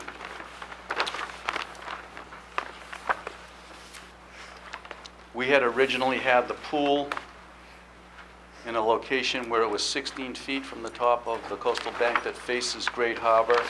If you recall, this is a riprap slope coastal bank, and the pool edge was 16 feet from the top of the bank. The closest point of the existing primary structure was 26 feet from the top of the bank. Interpretation of your regulations is that you can't be closer than the closest point of the existing primary structure. So we shifted the pool back so that it is pushed back. The existing house is 25 feet from the top of the bank. The pool is now 25 and a half feet back. The house that is proposed, it was unclear because there wasn't a dimension whether or not it was closer than the closest point of the existing primary structure. So we have in fact shifted the house back that is proposed to demonstrate it's not closer than the existing primary structure.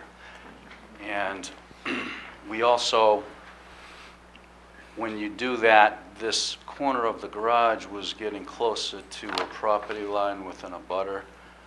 To respect his privacy and interests, we did a very minor rotation so that the garage is no closer to this property than it was on the original design.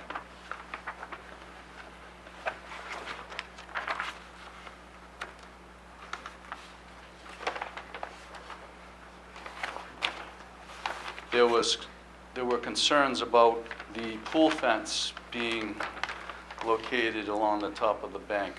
At this time, we've eliminated any pool fencing along this riprap because our interpretation of the building code and the requirements for safety and security fences, along with Mr. Huffman's interpretation, is that because of that vertical barrier, there's no need for a pool security fence. So the concerns about having it at the top of that bank should be eliminated because we removed it, and we're only showing it here.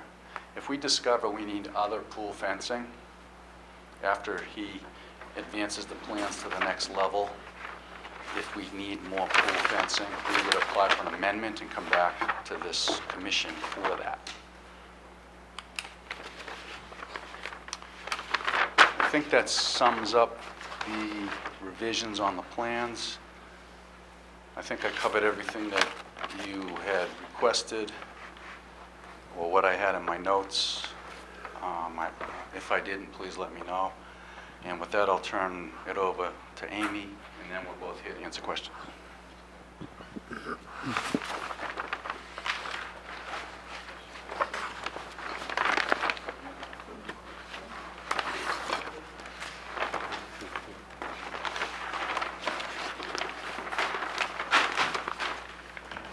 Good evening. My name is Amy Wolfson, and I'm with Blue Glass Design. And Mike already mentioned some of the changes that we made in response to your comments at the previous hearing.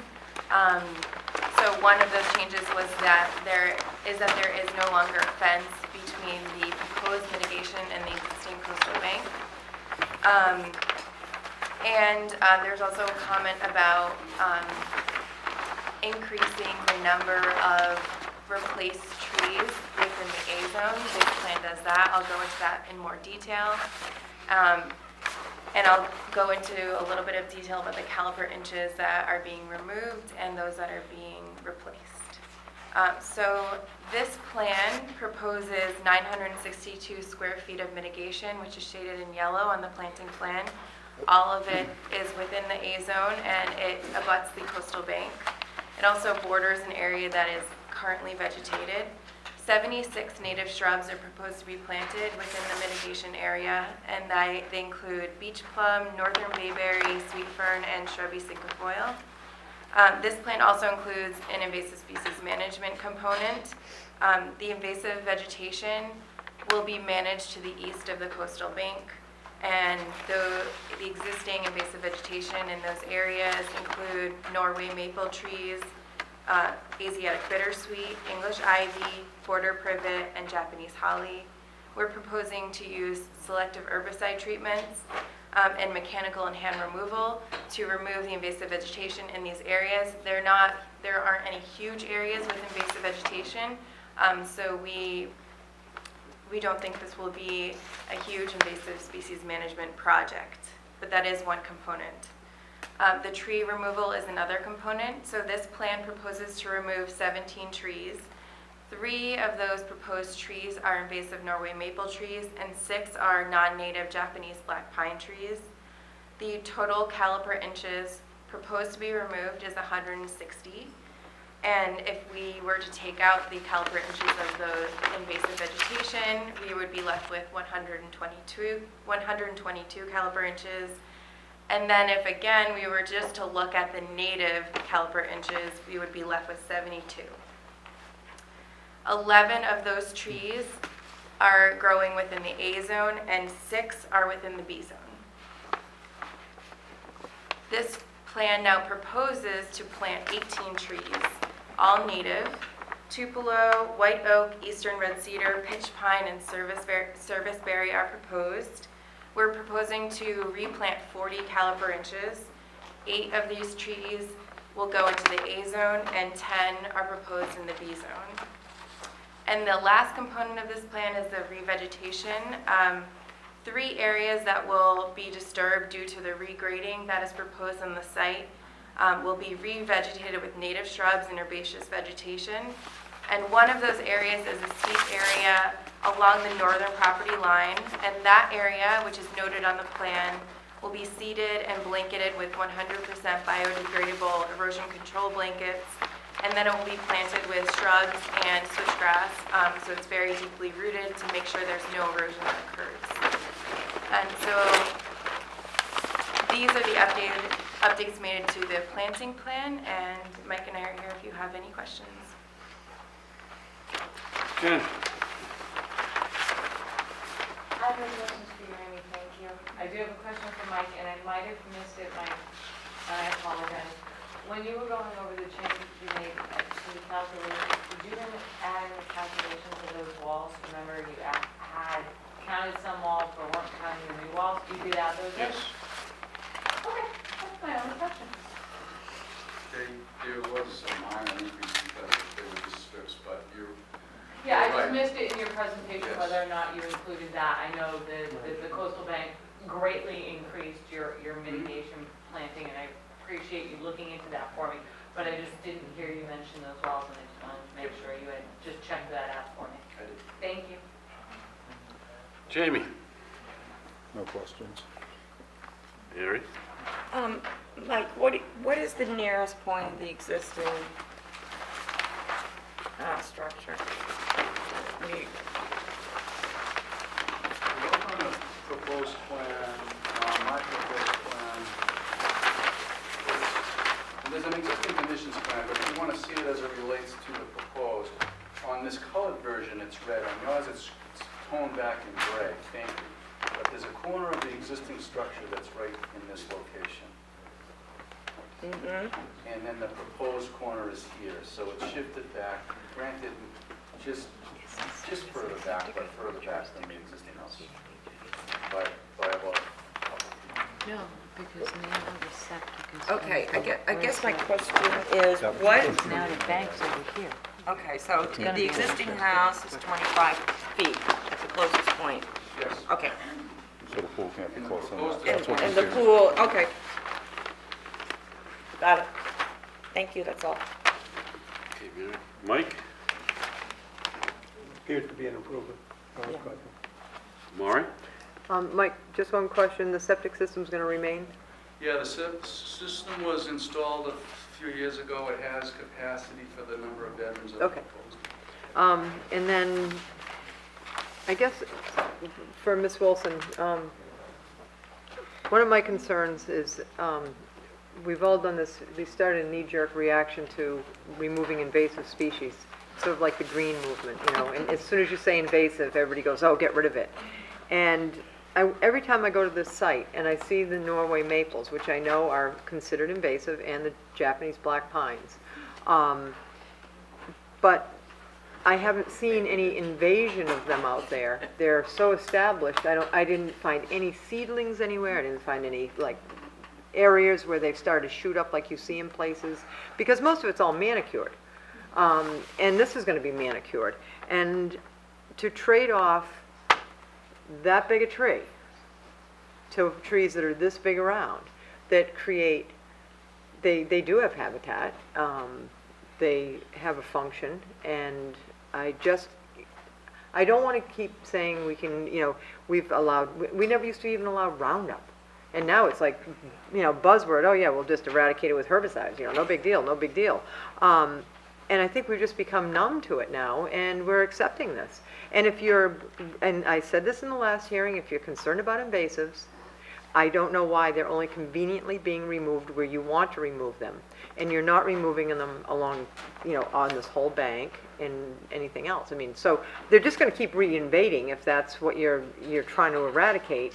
You're not, you're just, I'm just looking at this plan, you're selectively removing the trees that are in your way. And it really, the invasive part of it is just sort of an addition to make us say, they're invasive, which I know they're invasive, but they create a function. And I am still really hard set on the Japanese black pines, because they do have habitat. It's just the nature of the beast. And I don't see them invading anywhere down there. I would agree with you about the Japanese black pines, and potentially some of the issues with the Norway maples that you've noted on the site. We are trying to, in the end, reduce the amount of management that will have to happen on the site.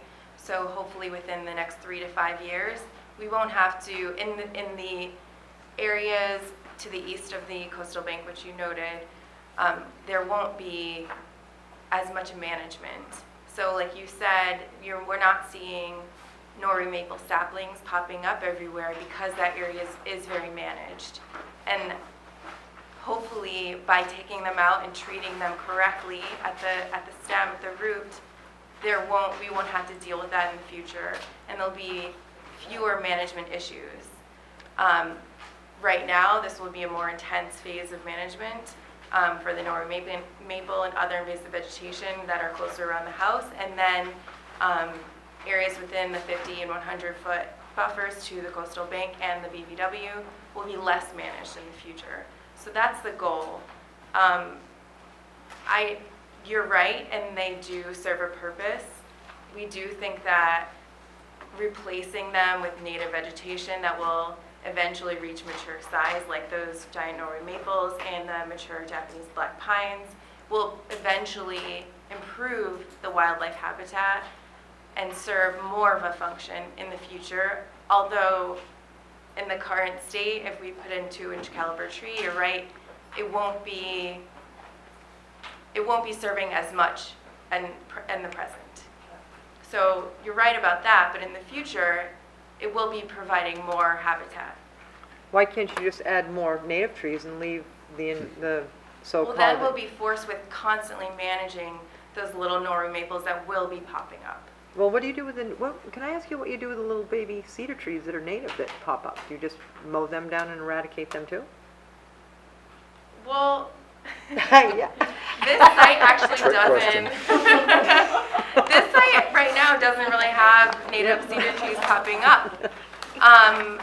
They never will, because it's going to be manicured lawn with bark mulch around everything, and the exact amount of trees you put on here are going to be the exact amount of trees that are ever going to exist on this lot, because they're going to mow and rip and tear anything native, non-native, invasive out of the landscape to maintain the green lawn with their ornament, their new planted native trees. Am I right? But not necessarily in the areas that will be revegetated or the mitigation areas, where we want to leave natural. And I think that's important. We don't want to have to constantly be going in with herbicide and treating invasive vegetation. Well, I don't that think will we'd keep let you popping go in up. constantly to go in and do that. And yeah, exactly, and you shouldn't.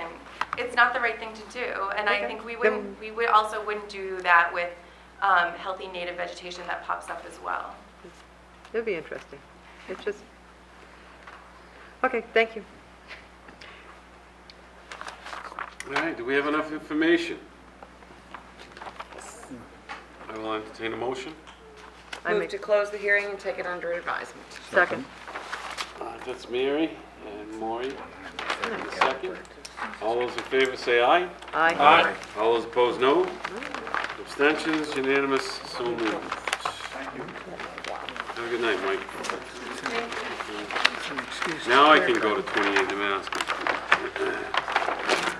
Robert and Andrea Brennan, 28 Damascus Road, West Falmouth, Mass, for permission to install an in-ground swimming pool with bordering patio, full fence, native tree and shrub mitigation plantings, and associated clearing, excavating, grading, and landscaping. Jen? The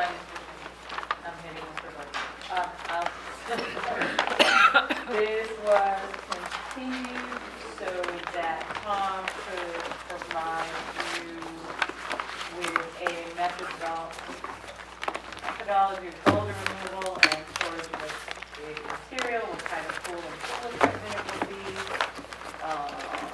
You needed the depth of the pool to the top of the patio. Okay. Yes.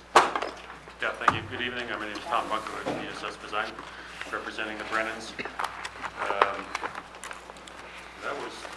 That was some of it. I don't know how much I more there didn't was. cover all of it right now. There's probably more. I added as much as I could on here. I have the, Dewater. excuse me? I said dewater. Dewater.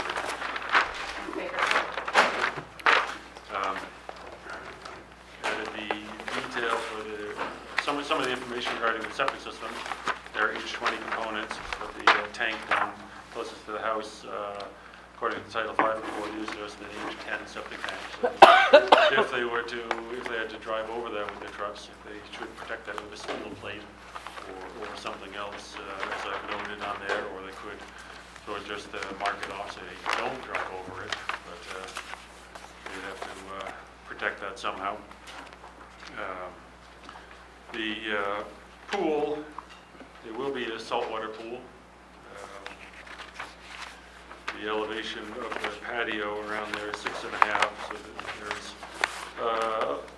not a retaining wall necessarily. It's a little bit higher than grade, but it can be done just with some light grading, particularly on the side by the shed toward the water is 6.3 or 6.2 at the ground, so it's just a few tenths of a foot higher up to the pool patio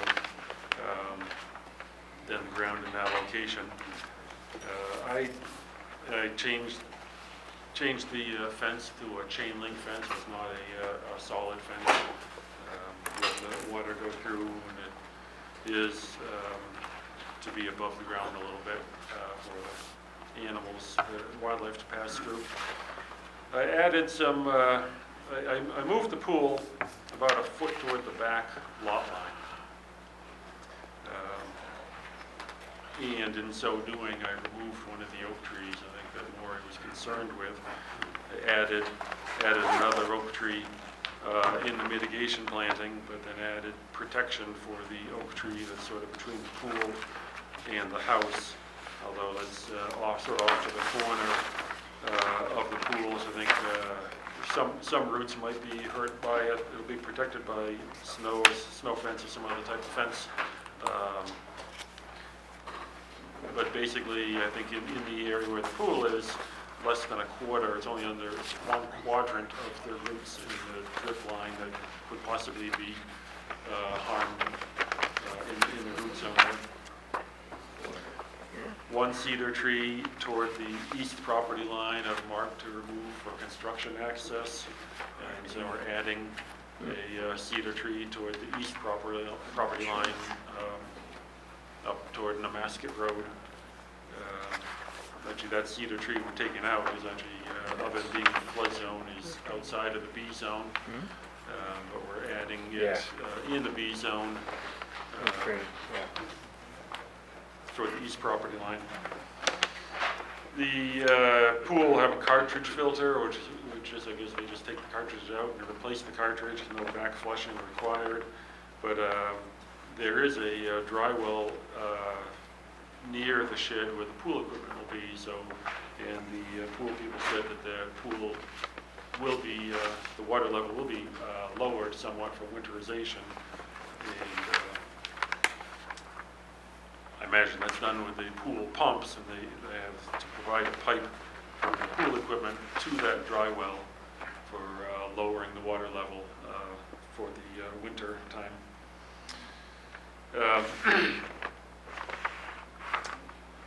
As the boulders were to be removed by breaking them before and just removing, I put in note number 11, boulders larger than 2 cubic yards would just be broken apart, and the top pieces of the boulders would be removed. It should say to below the final grade, or basically just the top will be broken off and then loam placed over them to get the the lawn regraded there.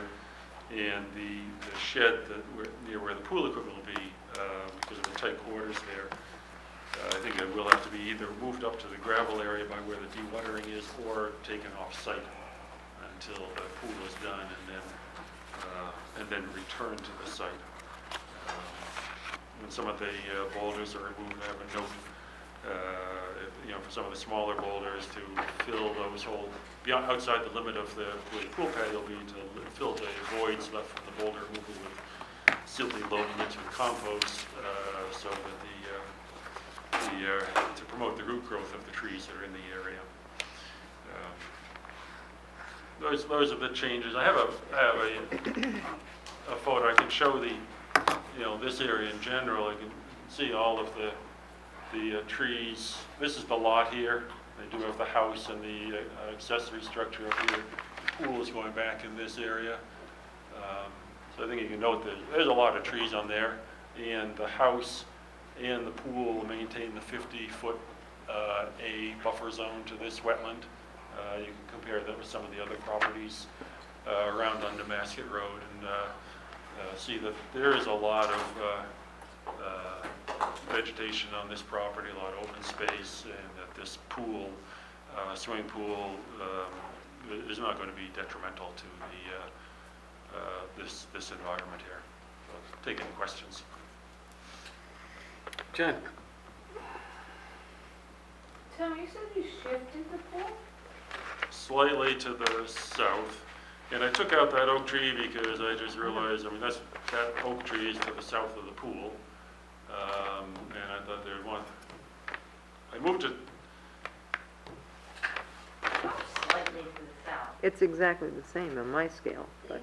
Well, it was slightly, maybe Yeah. about a foot, maybe, just a little bit to get it away from the house, away from the pool. Away from the 12-inch oak that's closer to the house. That 1 foot is going to make that much of a difference? That's this. That's right. Okay. But I think the pool, the oak tree that's closer to the house, as I noted, is The 30-inch oak.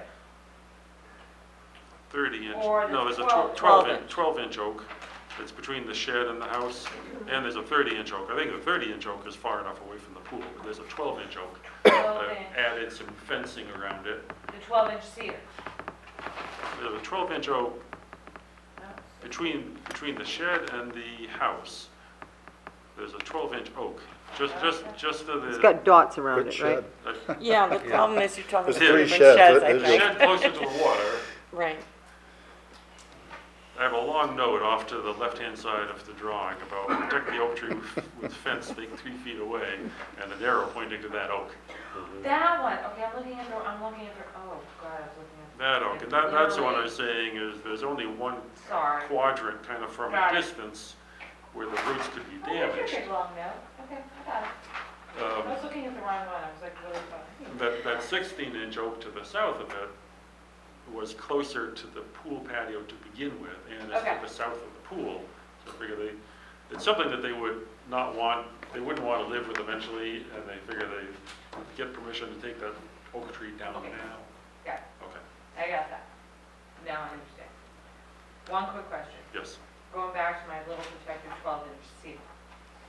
Your construction access is on the east side of the house.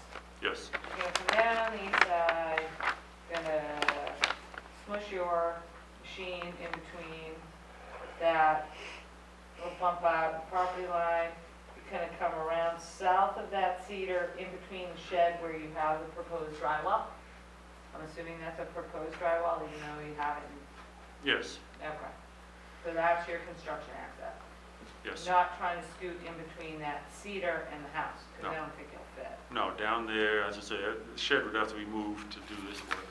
Okay, all right. Yeah, that's all. Maury? Okay, Tom. The boulders. I'm going back to boulders again. You have the 12-inch cedar on the east side with little dots around it that says protect cedar. And you're saying remove boulders, and the boulder is literally, Underneath the it's underneath the cedar. It's, I mean, if you scale it, it's probably 2.5 feet. Well, that boulder, That one's that's inside the fence, so we're not gonna take that one out. well, you have a little arrow right on it. Well, it's pointing to the To what? To the one that's one next south to of it? that. Huh? The one south of that. There are 3 of them, right in a row, 3 There are little 3. boulders. And they're not little, but 3 little circles you made. And you're gonna tell me that, just say the middle boulder, which is 2.5 feet off of that cedar, and actually your protection around it, your protection's on it. So you're gonna tell me that the excavator is gonna slice down along the side of this rock, because I've never seen, except cut granite, that goes like this. A boulder usually goes like this. So how are you gonna do that? Well, we can go out before work and mark the boulders that, with the staff, and mark the boulders that will and won't be removed. Well, I'm gonna go right back to, I'm gonna go right back to the first application that you went for, and I'm gonna go right back to it, that the boulder removal, it is not surgical. It's gonna be very destructive. The roots of all these trees are gonna be impacted.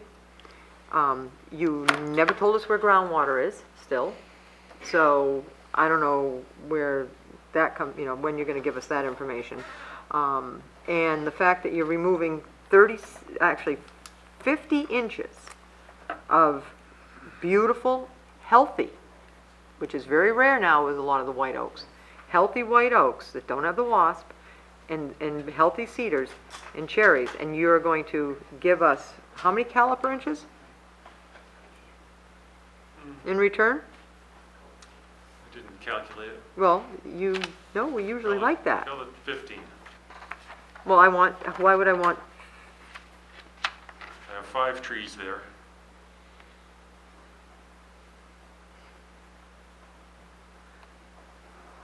okay, well, that's not gonna settle well with me. And the groundwater issue, and now, I'm sorry, I was actually so busy worrying about the trees. Did you say that's not an H10, an H20 tank in the driveway? Tank closest to the house is an H10. The So- pump chamber is H20. Okay, so my question is, now, if I'm not mistaken, in Title V regulations, a tank within 10 feet of a driveway has to be H20. So That's what the is, Title V report said. all right, well, I'm just questioning, was the driveway put in afterwards and nobody cared that they're tanks? Because I know a installer wouldn't put an H10 in a driveway. I mean, you couldn't get signed off with it. I don't know the history on the property. Okay, so possibly the driveway was moved and they were foolish and didn't realize they were putting it on top of an H10 tank? Could happen, which really worries me because, again, this isn't a resource area. Heavy equipment, just vibration with these old I don't know how old this system is. Again, I asked for an as-built and I don't see that.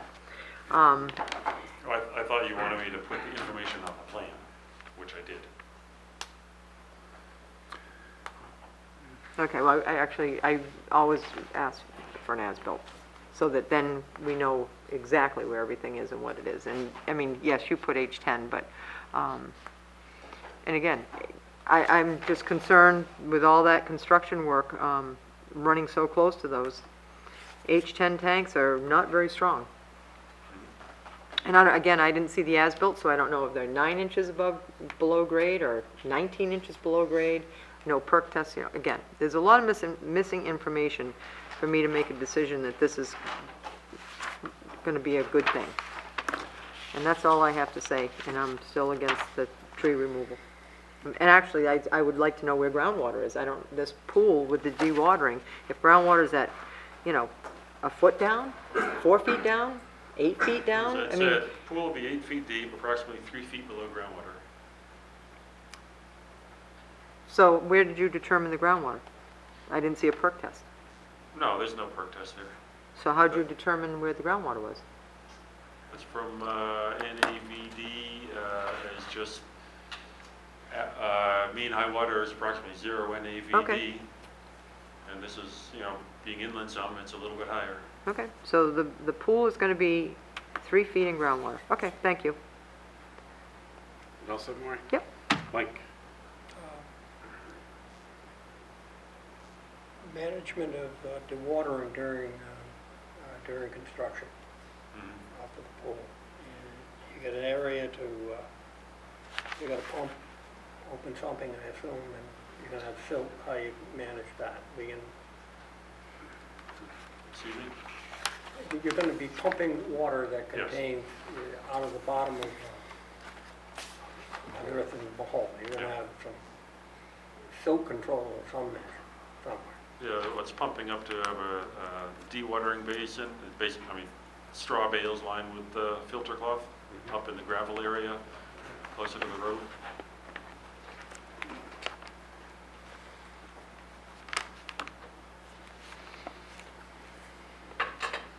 And the water goes from there to? Well, it'll go from there, I mean, it'll go through the silt cloth, should catch the fines. If there's a gravel area, so it'll somewhat perk into the gravel area. And then it has, downhill, some 60 or 70 feet of lawn that it could go across before it gets to the wetland.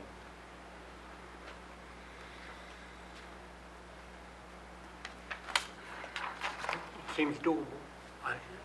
It seems like it has some problems, but I mean, I think you manage it. Yeah, no other question. Mary? No questions. Jamie? Tom, you have, using the roof dry well for lowering the pool, is that an existing dry well or a new? It actually was proposed under the previous. The previous. filing for the addition. All right, so my question is it adequate size for that? Should it be increased? I think it's adequate for, they can determine the flow of water into the pool depending on how much the dry well can take.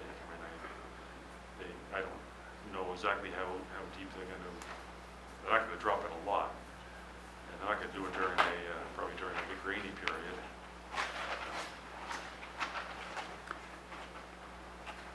And then just a quick question on the construction access you have on the east side of the house.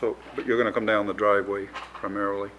Yes. So you'll be, in theory, circumventing that tank, that H10 tank anyway. So, Yeah, well, I think you'd either go around the driveway, clockwise and go around the tank. because you're or going go around the tank trees with the anyway, and you're going to protect that tank. Doesn't address the vibration, but That was gonna be my question. Could they protect that tank and come around clockwise in that circular driveway to avoid going over that tank? They could do that, or they could fence it off so they don't go. That's Stay probably away from going to be what the applicant would want done, because I would hate to have my septic tank crushed. Or just cracked, and then you don't even know it's cracked, and it's just leaking all the time. Yeah. At least you save on pumping.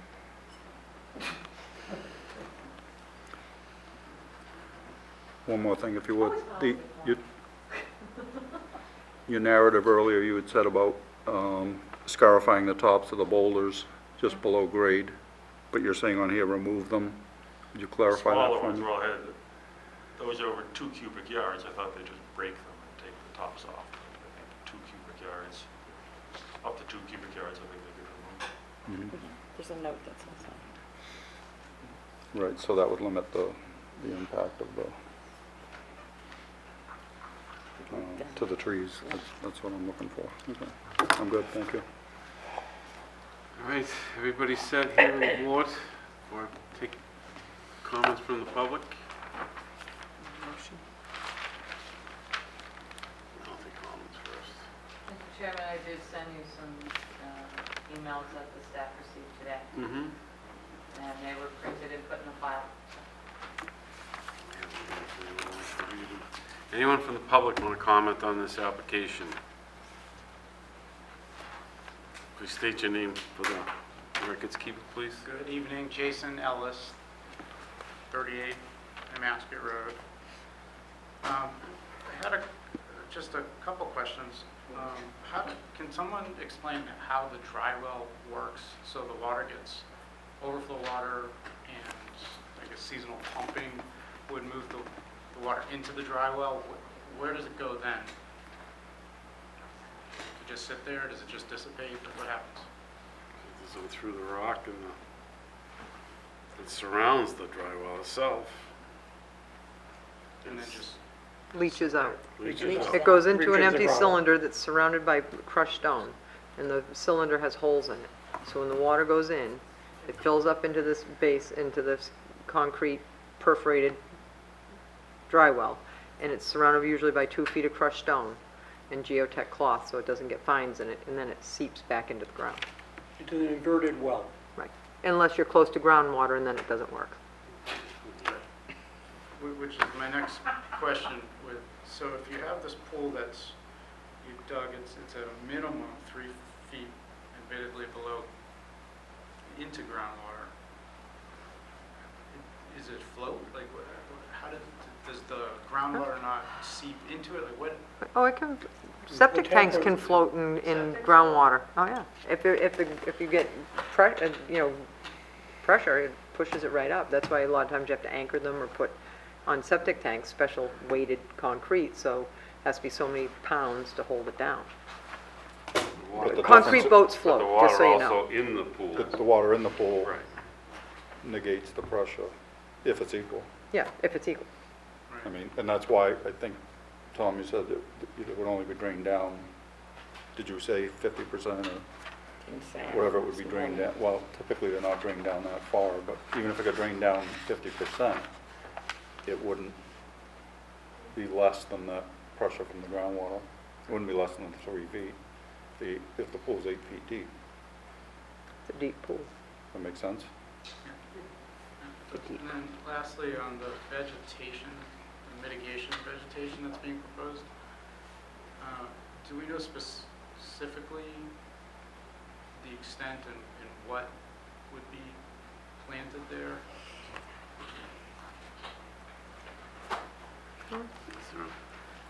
Mr. Bunker said 15 inches. It has suggested species here. High bush blueberry, viburnum dentatum, chokeberry, winterberry, inkberry. Chokeberry, shad, winterberry, inkberry. And those plantings would be sufficient for the commission? Along that wetland, yes, that's what you'd, And that area is sufficient? Correct. correct.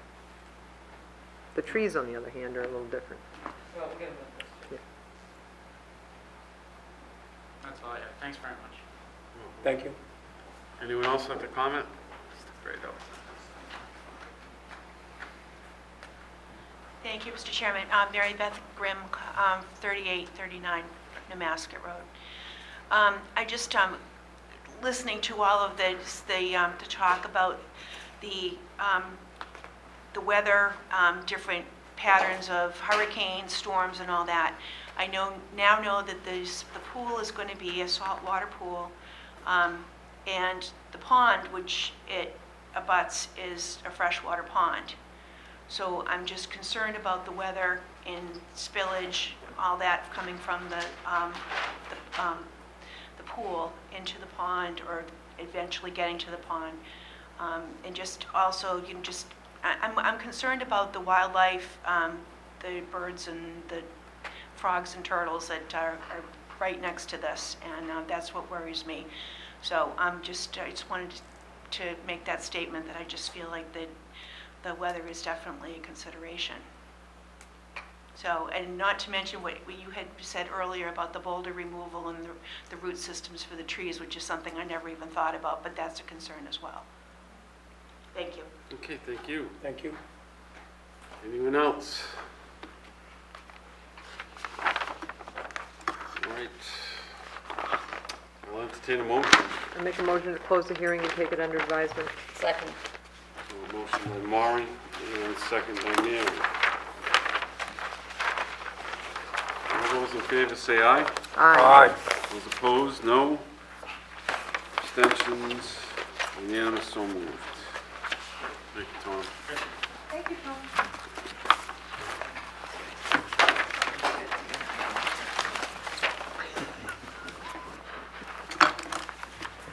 All right.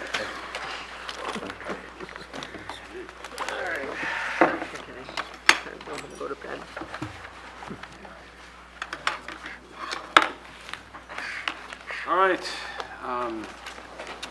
Next on the agenda, request to amend an existing order of conditions.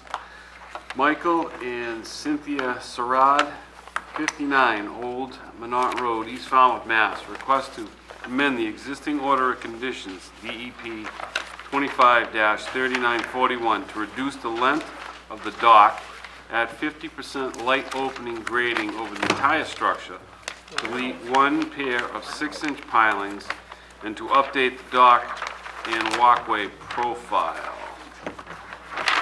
Jen? Yes, Mr. Chairman, I'll save any of my comments until after Mr. Wright's presentation. Good evening, Jeff. Hi, good evening. I'm Jeff Ryther with BSS Design. Representing, Mike's second row. Late in 2013, this commission issued an order of conditions for the construction of this walkway and this sort of a short pier ramp and float. After that hearing, we prepared an application with the selectmen for the same. I think I got them on a bad night, and they denied the project. They didn't get any reasons why, but we just had to take that one on the chin, and we appealed, or Mike appealed it, and we came up with an agreement to shorten the dock, and we wanted to maintain the design or the architecture of the dock by having it pitched gently down to a level area at elevation 4.5, and then down to a float by ramp. And the reason for this is this isn't a large boat area. This is the north end of Bourne's Pond, and so there'll be small boats, maybe a 13-whaler or a kayak or a canoe. And so we want to be able to just, basically sit down on the float and put your legs into the boat and have a safe in and out, rather than a fixed dock. And so after a little bit of discussion with the selectmen, where we met with the town attorney, and then they met with the selectmen, and they approved what you see in front of you tonight. So what we did is we shortened the outer end of the dock by 5 feet, and it still maintained the water depth necessary. We're getting down to inches now, but we still have the required depth.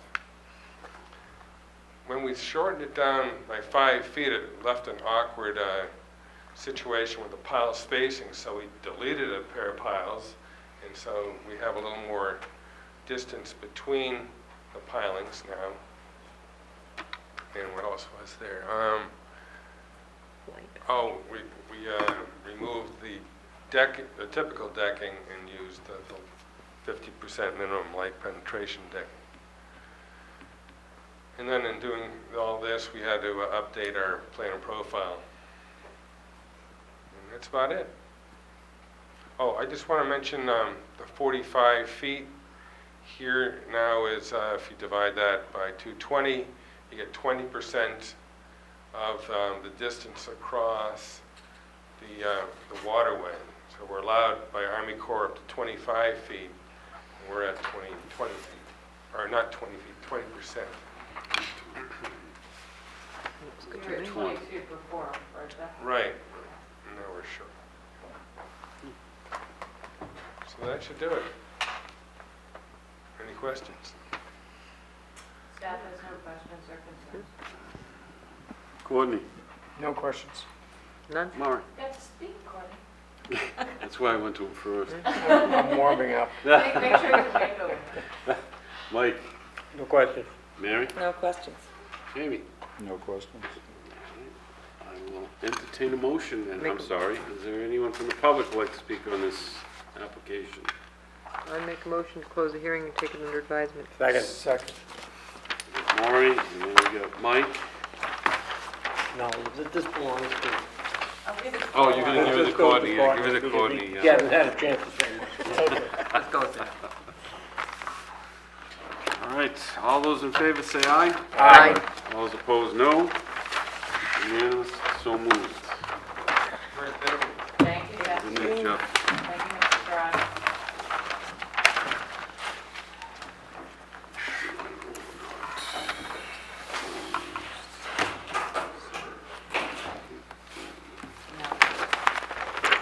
All right.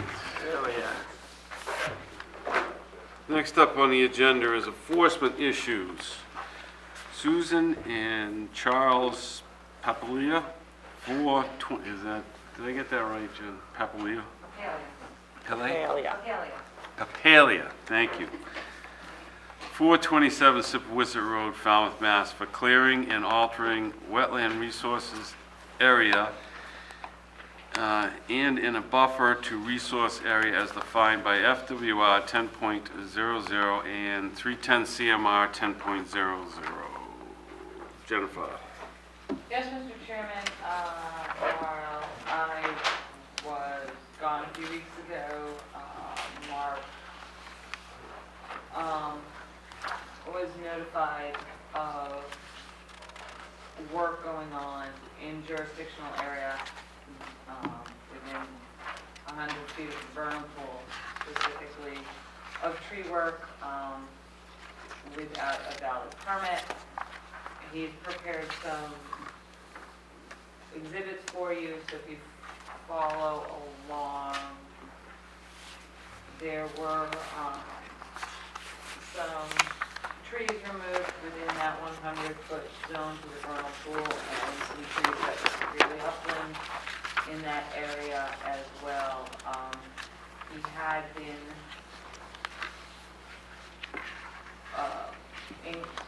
prior to this, had been in contact where the applicant, property owner had been in contact with the Conservation Department and was told to file either an RDA or an admin review so the staff could review the work being proposed. That was never done, and the work was, again, conducted without staff review or a valid permit determination or review from this board. Mark is proposing to, recommending to please close the hearing and take it under advisement. The trees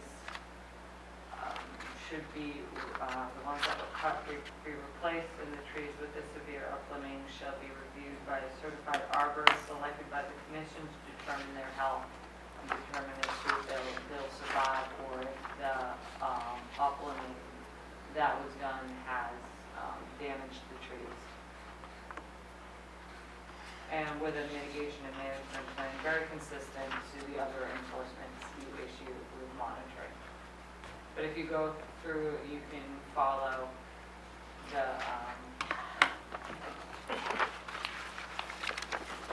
plan that's been marked up and the photos that he has provided you.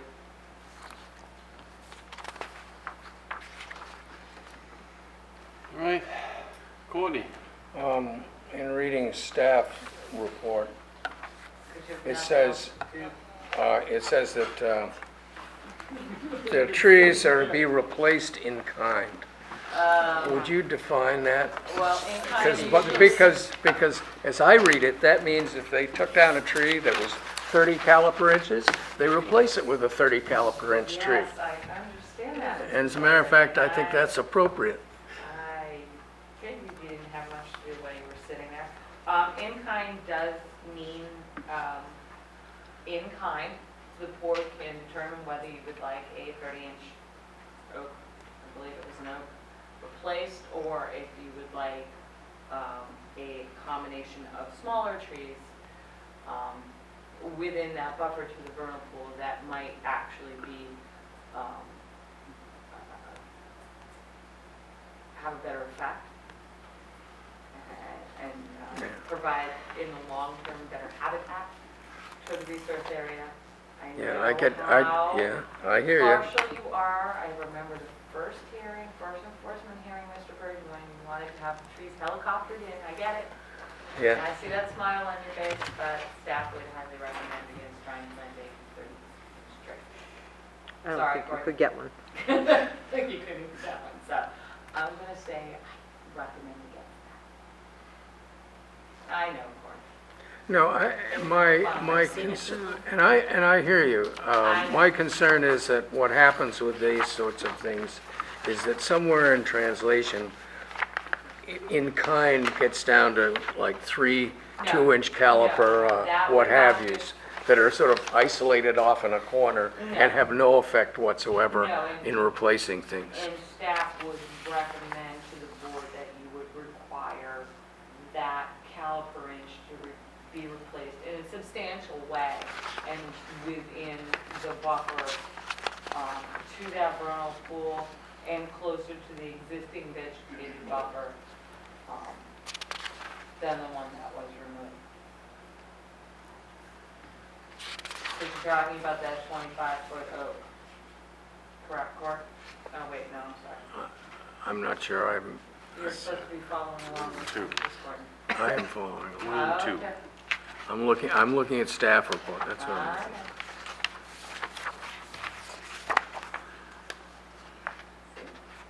Do you have your plan, Cliff? I don't have, You have a plan. oh yeah, okay, I see it now. So that would be staff's recommendation at this time, Mr. Chairman. So, according here. Court, you good? One.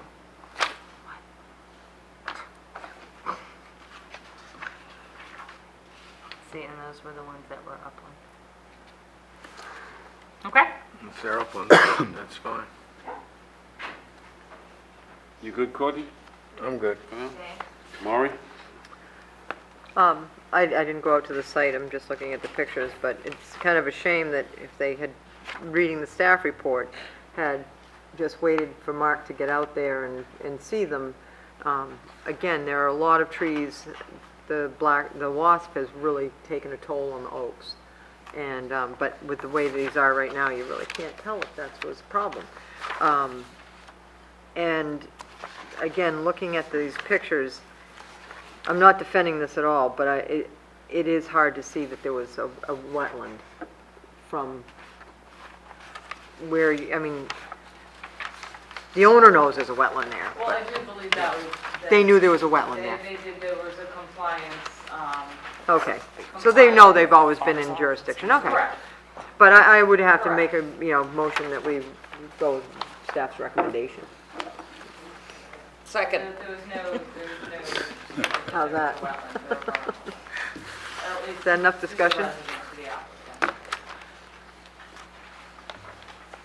All right, Mike?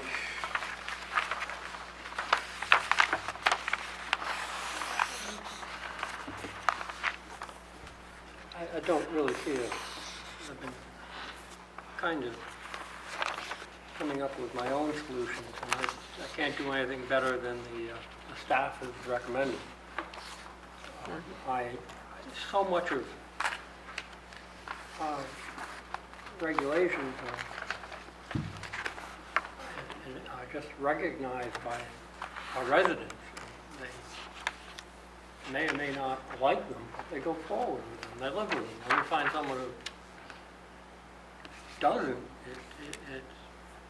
it makes it difficult for me to impose restrictions on other people who are following the rules. So I mean, I find this, disturbing, I guess is the word, but that's too strong. There's no emotion involved in it. It's intellectual. I just don't. Everybody has to go along with the rules. Otherwise, there's no sense of us being here or trying. And I know that bringing in 30-inch trees is not going to happen, and I'm not going to propose it. But It's a fun thought. I am. It's not realistic. I wish I could, in my own way, be more creative and find something, but I don't know what to do. So here I sit. And I think you can, you can take the matter under advisement, we can discuss it next week, and, you know, again, we can solidify our recommendation, but it would be a combination of the caliper inches removed, and I'm not talking to I'm not talking to Okay. and I would like an additional certified, or take a look at these trees and make sure just that they were pruned inland properly, and again, you know, your standard condition that monitored can be put in place to make sure the survival of what you require. Good job. Yes. Mary? I don't think I can add to what's been said. Jamie? No questions, no comments? All I right. make a motion to, No, that's all right, go no, ahead. As the long as I public can might want to comment talk. before we, Just so. Any public comment on this? You have to come to the podium, ma'am, and just give your name and for the recording. Natalia, 427 Sipawissett Road. When we purchased the property, which was 1 year ago, there were, I believe, an order of conditions outstanding on it. And Mark and his team came, and there was a plan, and I said, could I see the plan? They said, no, you didn't pay for it. It's not yours, it's the former owner's. Because when we closed, there was a portion of the money taken out until different things. And I asked the realtor, well, what is it? And she says, well, I think it's the pads for the pool were in the wrong place or the wrong shape or something. I don't know.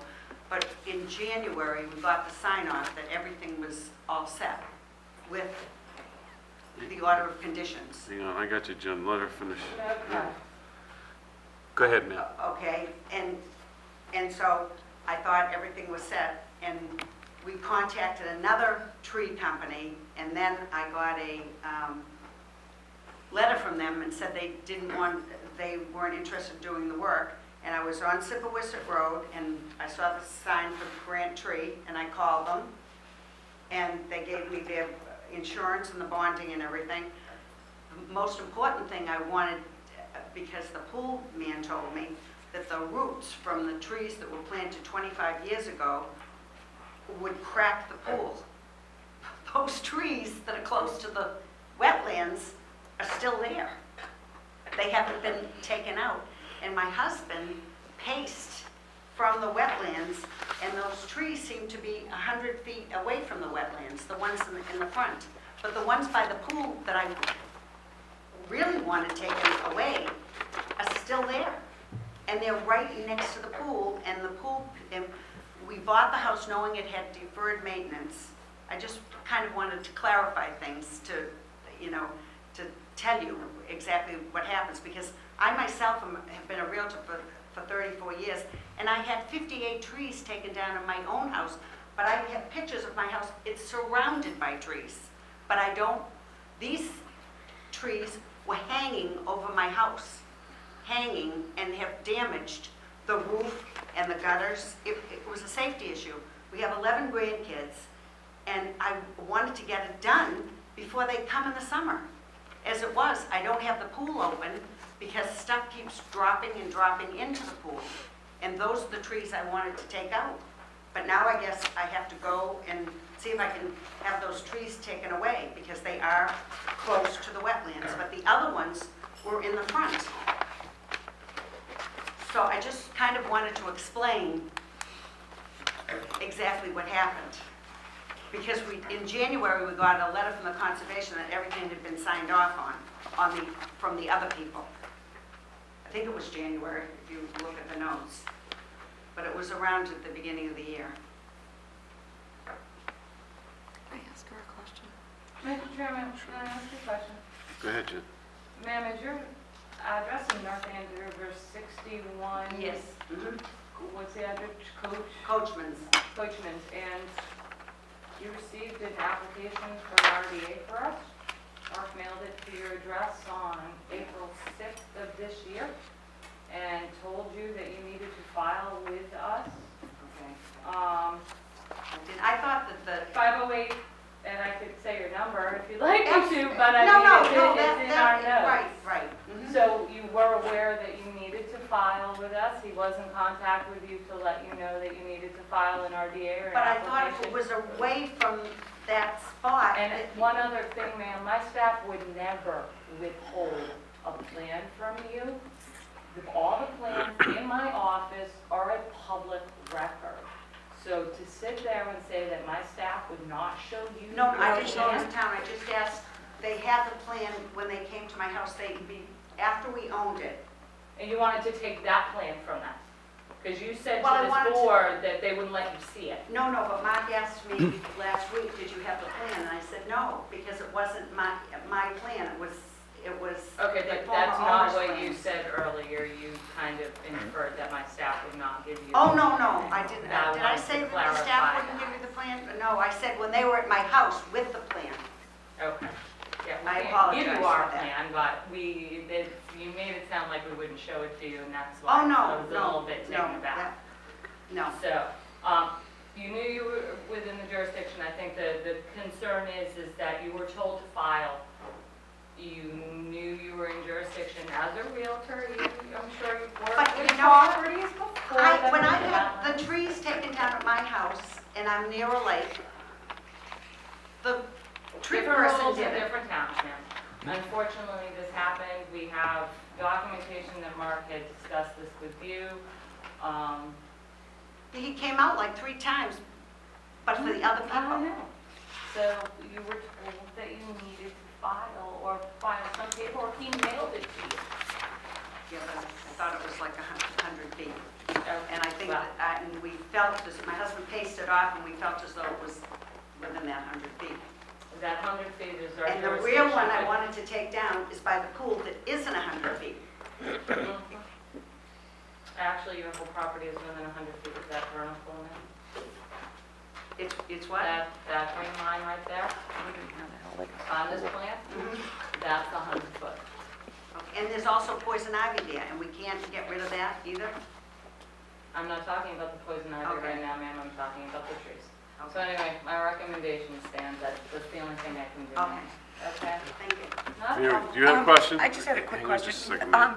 When was your house built and the pool put in, do you know? The basic house was built, as far as I know, in 1958, and then in 1989, they put on almost a 2,000 square foot addition, and I believe that's the time they put the pool in.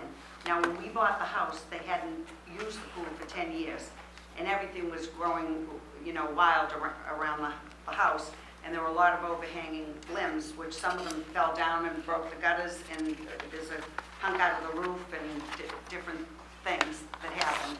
And I was anxious to get them out of there last year.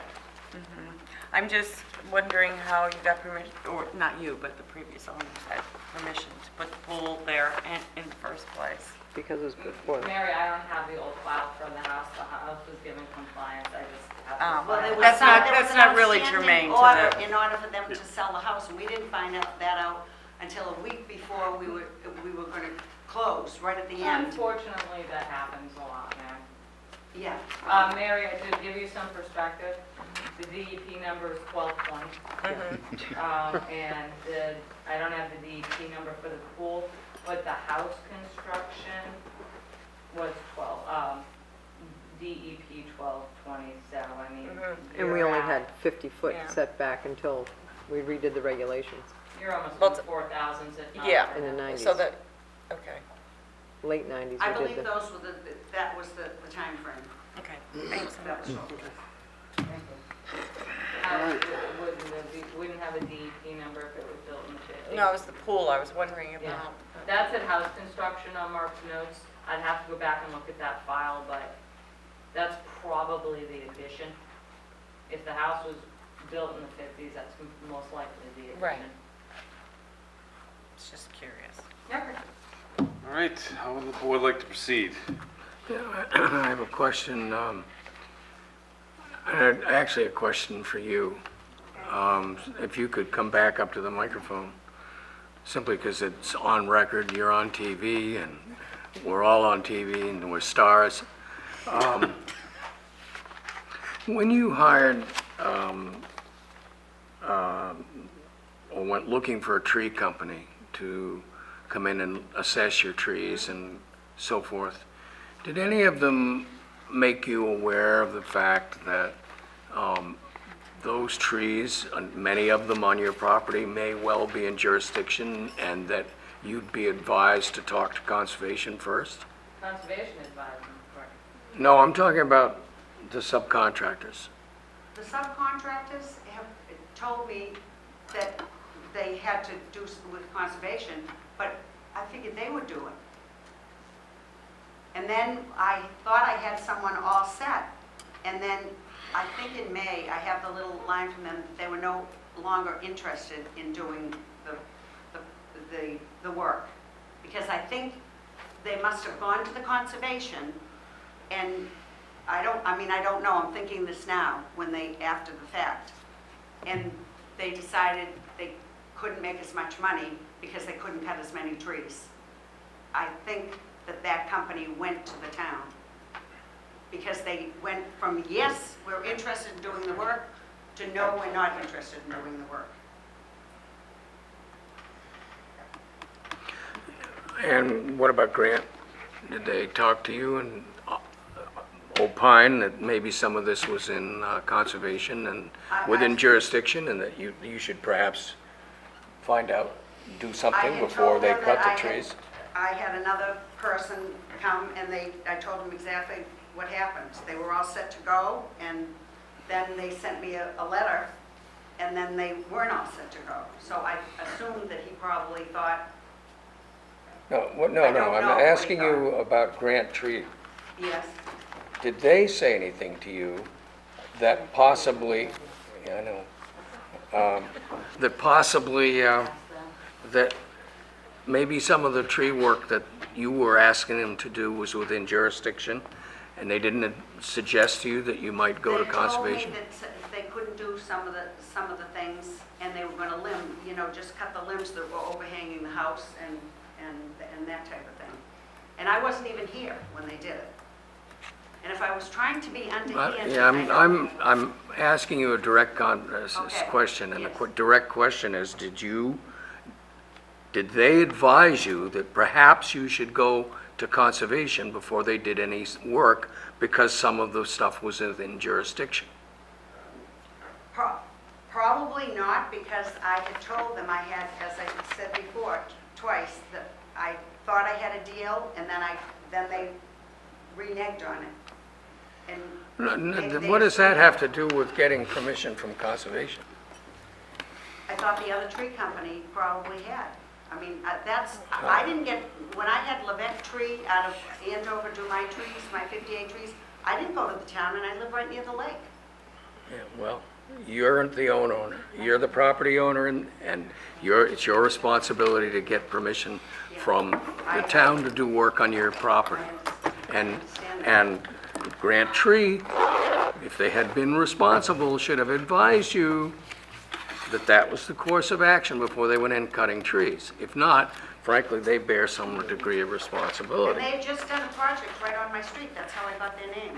I was coming up Falmouth Road, and the sign was there, and he's bonded and insured and all that, and I felt comfortable with that. Great. You know, I was in the contracting business too, and I was bonded and insured. That didn't make me God and allow me to make decisions with the respect to the law and town regulations with regard to conservation. That's up to the homeowner to find out whether they can do those things.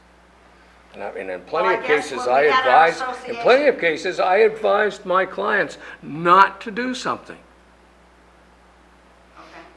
And that's the responsible thing. Unfortunately, there are a lot of contractors in this town that are more interested in making a buck than they are in exercising their responsibility. Let's move this along. I think the point is... Make a motion to close the hearing and take it under advisement. Second. Laurie, and then Mary, I guess. I did that 10 minutes ago. You did. I figured I sat quietly. All right. Anything else before we vote here? Any public? All those in favor say aye. Aye. All those opposed, no. Abstentions, unanimous, so moved. All right, we go on to other business.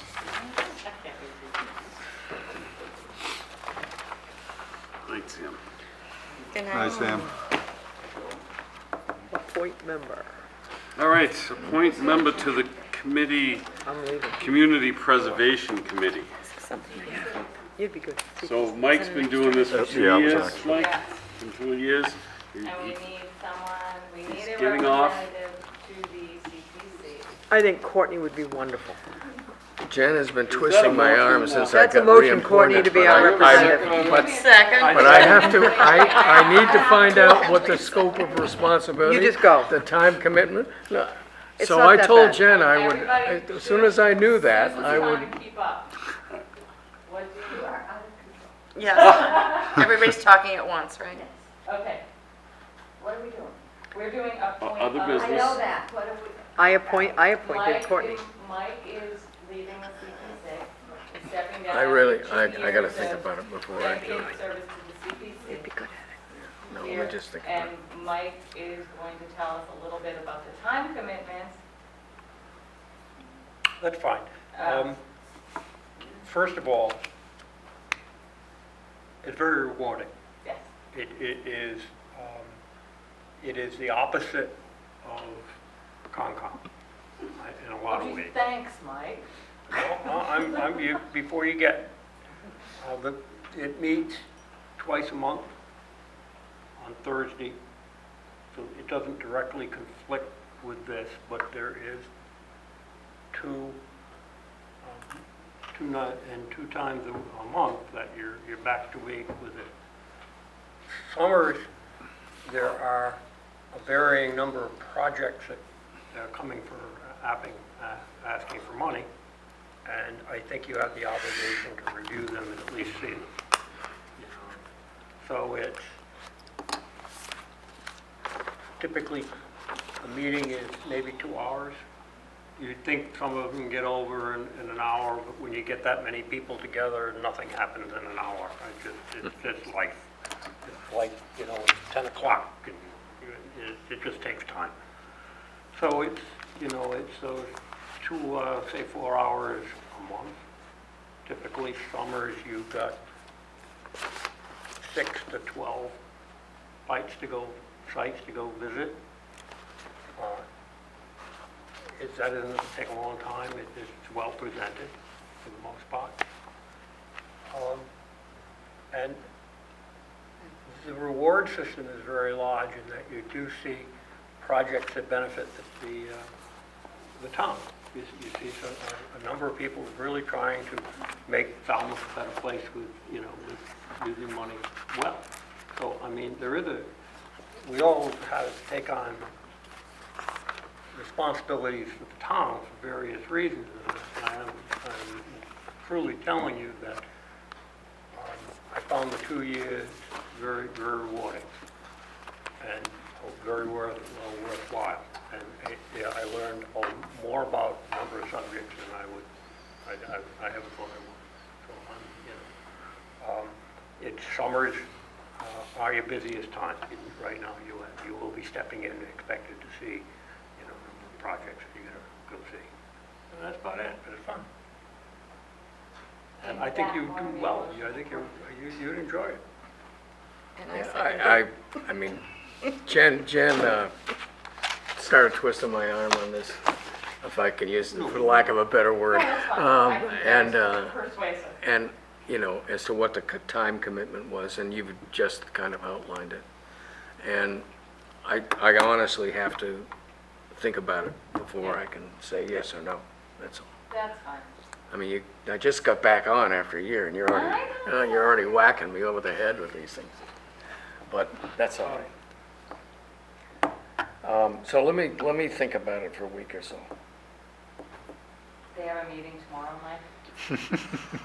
I won't be there tomorrow. No, I I made commitments. That's my reason. I'll be very truthful. My between work, which summers clients don't want to meet on Monday Or Friday. Yes, I Actually, the understand that. days in the west, and then I, you know, so I tell them I can't meet on Wednesdays, and then I tell them I can't meet on Thursdays, and it just gets, I understand. it's just been, What I can do is I can send an email, I'll have Mel send an email to the CPC tomorrow, letting them know, obviously you've let them know that you were stepping down and the commission is in the process of, trying to determine who would fulfill that. I mean, it is a large time, not a large time commitment, it is a time commitment combined with this. So, I mean, Courtney does need to think about it, and I respect that. I'll twist his arm when nobody's looking, and I'll let the CPC know, and that's all we can do. Okay. I mean, Do they meet tomorrow? they do meet tomorrow. Maybe you could just go look and see what they do. That'll give you a better idea, too. I'm already committed tomorrow. Oh, okay, Tomorrow, sorry. yeah. But that's fine. You mean on such short notice you can't fit that in? Well, I'd hate to tell you what I'm committed to. That's okay, don't. Don't. We already know that'll take a long I'm time. pretty sure I might be able to figure this one out. That's the best I can do. They went without a Concom representative for a while, and we'll get there. Okay. I mean, So you think a week is good enough for it to? Yeah, Yeah. I just need to focus on it, and I haven't, this has been an extraordinarily busy 3 weeks, and I just haven't had a chance to focus on much of anything. Okay. So I'll let you know with it. But basically, it's twice a month, and the meetings are a couple of hours, yeah. They're a fun group. They're, Oh, I know. Is Ken Gardner still on there? no, No? no. You mean Ken Buckland? There was a Ken on there, his name is Buckland. No, Ken Gardner was on there too. Was he? Yeah, he was from the rec department. Oh. Who's Yeah, the Sandy- rep representative? Sandy Cooney. Sandy Cooney. Sandy. Okay. I wasn't aware of that. All right, so we'll put that on the agenda for next week again then, Jen, Yeah. under other business. All right, the next thing under other business is discuss status of Commissioner Jonathan Maloney. Yes, Mr. Chairman. Back in December, Jonathan asked to have a few months off following the arrival of his daughter. After a few months, he did ask to take additional time off. Unfortunately, that really is a decision made by the appointing authority in cases like this, especially when he recommended to come back in the fall. We were having quorum issues. He was supposed to send a letter or an email request into the town manager's office to request a hearing before the Board of Selectmen to ask for this extended leave. I want to say there was a miscommunication between Jonathan and the town manager's office. They didn't receive it, he said he sent it. So I requested that it be done again. As of today, they still don't have a letter requesting that formal leave of absence. This board does need to function. We were dangerously close to not having quorums. I mean, now we do have a solid board again, but they are, that position is taking up a full-time member position that I think is better suited with someone who can be here and be active on this board. So what's our options at this time, Jen? The options are the board sends a letter to the Board of Selectmen and asks the Board of Selectmen to take action. I mean, you have granted Mr. Maloney, I believe, the courtesy and respect to do it on his own, and that whether it's work, family, I'm not quite sure, that just hasn't materialized. And again, it's a full-time position that is better suited with someone that is going to be here on a weekly basis and participate. And so I feel it is time that the board will reach out to the Board of Selectmen, the appointing authority, and ask for some action on it, whether they grant him the leave of absence or remove him from the board. And till a time comes when he can be active again, and then he can always reapply. I mean, he was a good commissioner. He was, he participated when he was here. Unfortunately, I think his situation has changed over this past year, and he does need to take a little bit of time. That happens. Go ahead, Court. Yeah, I think it's really important that the work of this commission is done by people who can meet their commitments, even though it's a volunteer thing, on a consistent basis. I mean, it's my understanding, going back to when I was on the commission, I thought there was an absentee policy, that if you were had so many absences. You do need to go before the Board of Selectmen, correct? Right. So I think by Jonathan's not being here, it is a potential hindrance to the work of the commission. I mean, you guys had a quorum problem, as I understand it, in May. Yeah, we did. And, That's why I'm here.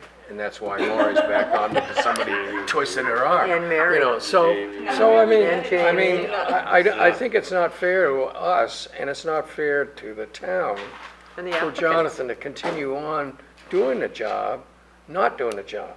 And again, as Jen pointed out, he can step down and allow for another person to be appointed. There's always vacancies on here. Yeah. And when his life changes, he can always reapply. All right, well then, I'll make a motion that we send a letter to the selectmen, Okay. and which will advise Mr. Poloni that it's fish or cut bait. Second. I want phrases like that, and I don't That know. was Maury and Jamie on that one. Mike? Yeah. Discussion? Sure. Yes. Can we just call Jonathan and ask him if he wants to step down, rather than? Well, I have, we have called him, again, when I spoke with him a couple of weeks ago, he said, please send that letter in requesting Leave of another, when he said he did send the letter to the town manager's office and everything. And he said he did, and we checked, and okay, lack of communication, something got lost in the cracks, fine, I get that. Please send another one. I know Tom reached out to him as well, and, they still haven't received that letter. If you prefer, we call him and try to reach out to him again and prolong this, that's fine, but I'm not seeing anything. Perhaps, I don't know if he's heard that this is a likely action. We could perhaps call and tell him, if they don't get the letter, we're going to do such and such. Give them a chance. I don't know. I can say, I can do that. Can I'll give him a call and say, please send that letter within a week. The board discussed this. This is something We'll that follow has to be after done. that, yeah. And we'll follow up on July 15th. And if they don't have the letter by July 15th requesting a hearing before the board of selectmen, That's fair. then we'll send a letter asking the board of selectmen to take action. That's fine. Can you just email the letter? I can tell you this, Mike. Yes, he can. He can just email it. I reached out to him indirectly with somebody he works with, and I said, hey, because Tom and I were worried about a quorum issue. Yeah, right. And, we were really up against it, and I know that the individual I spoke to talked to him directly and said, hey, look, what can you do? Can you help him out, or, And I know I believe Tom called him on the cell phone, talked to him directly. I mean, it's not for lack of trying here. Okay. It's not like this is a witch hunt or anything.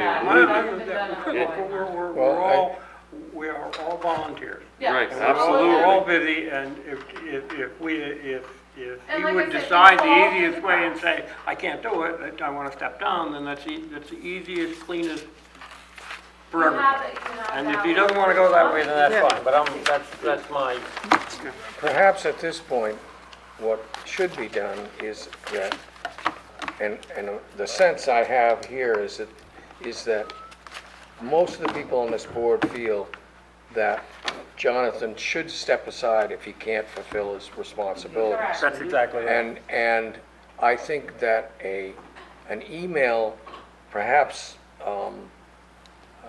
to him, indicating that that's the sense of this board, And does he want to resign, or does he want us to go to the selectmen that's what I'm and gonna ask him? Oh, well, that's what I'm Yeah. gonna do. I'll Yeah. say, Okay, you know, so I withdraw my Because- motion, All right, so let's leave it with Jen's email.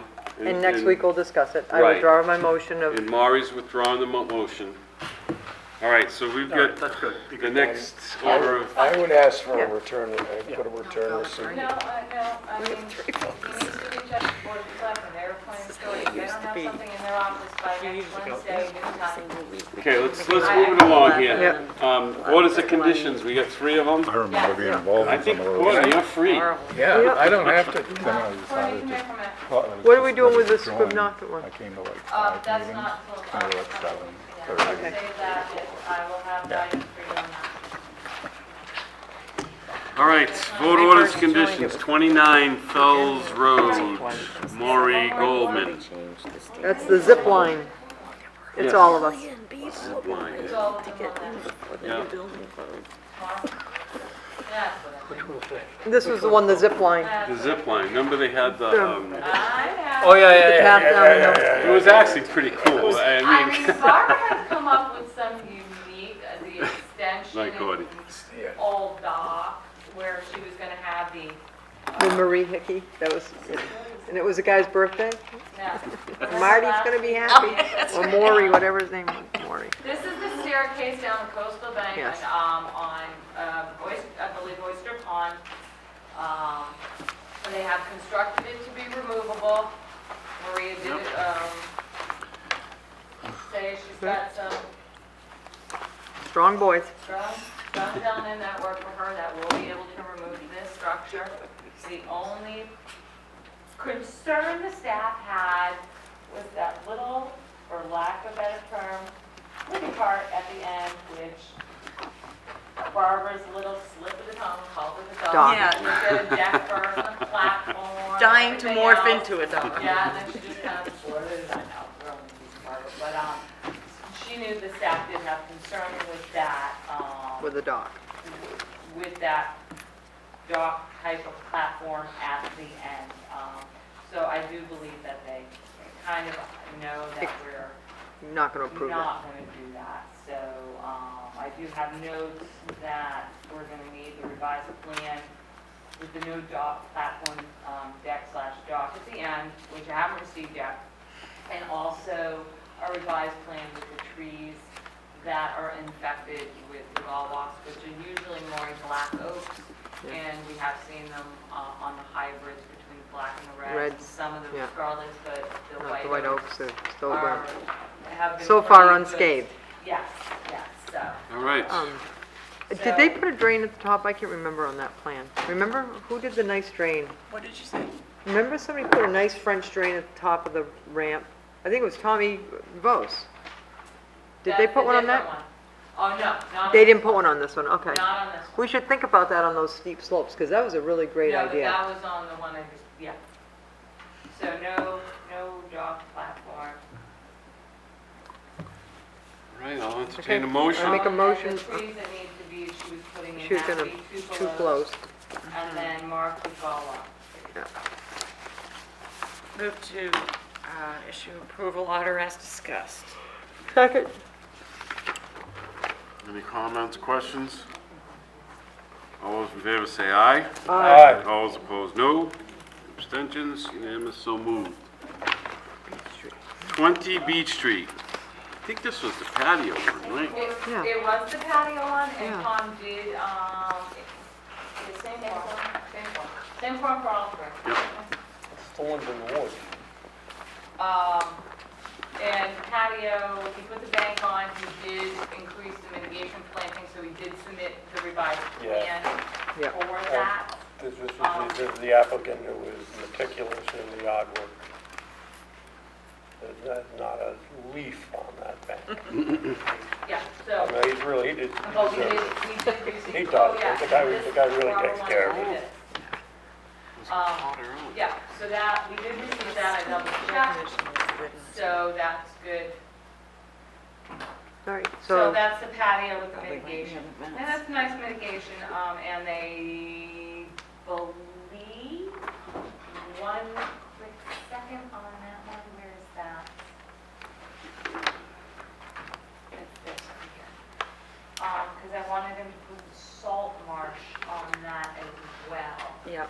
Yeah, I don't, And he did put the bank on, did he put my salt? No, he did not. he did not. He put the coastal salt bank on. and mitigation calculations, Wait, and no, that's it. wait.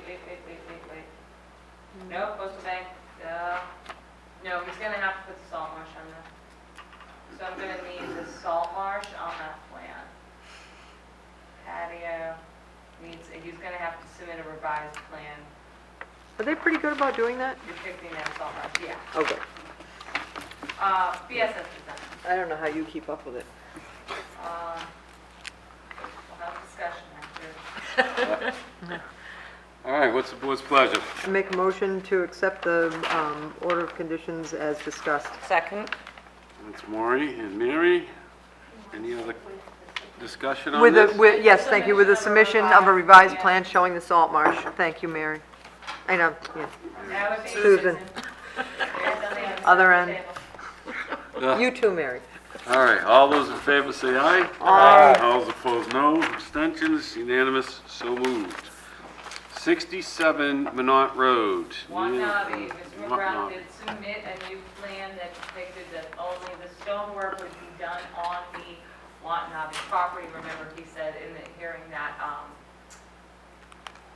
that they weren't gonna work on the portion of the wall that was on town property. Unfortunately, that's not what was depicted on the plan. So he did submit a revised plan showing just the work on that property. Construction access still is over town property. There was that agreement for judgment that allows the wall to remain licensed by the Board of Selectmen and allows the Watanabe to maintain it. You have a copy of that in file? Yes, there is a Yeah, copy of that she in read it, file. What I would suggest as a special condition is that they secure proper permission from the town of Falmouth to use that portion of the beach for access. And then all your standard conditions, emergency walls. and Can the things like public that. still, can they go on that wall since it's on town property? It's on town property? That's not a wetlands question, Oh, I'm just curious. I'm going to, Tell me to shut up. I'm, I'm just gonna time to go home. into that. Yeah. Okay. You're on a We're- roll tonight.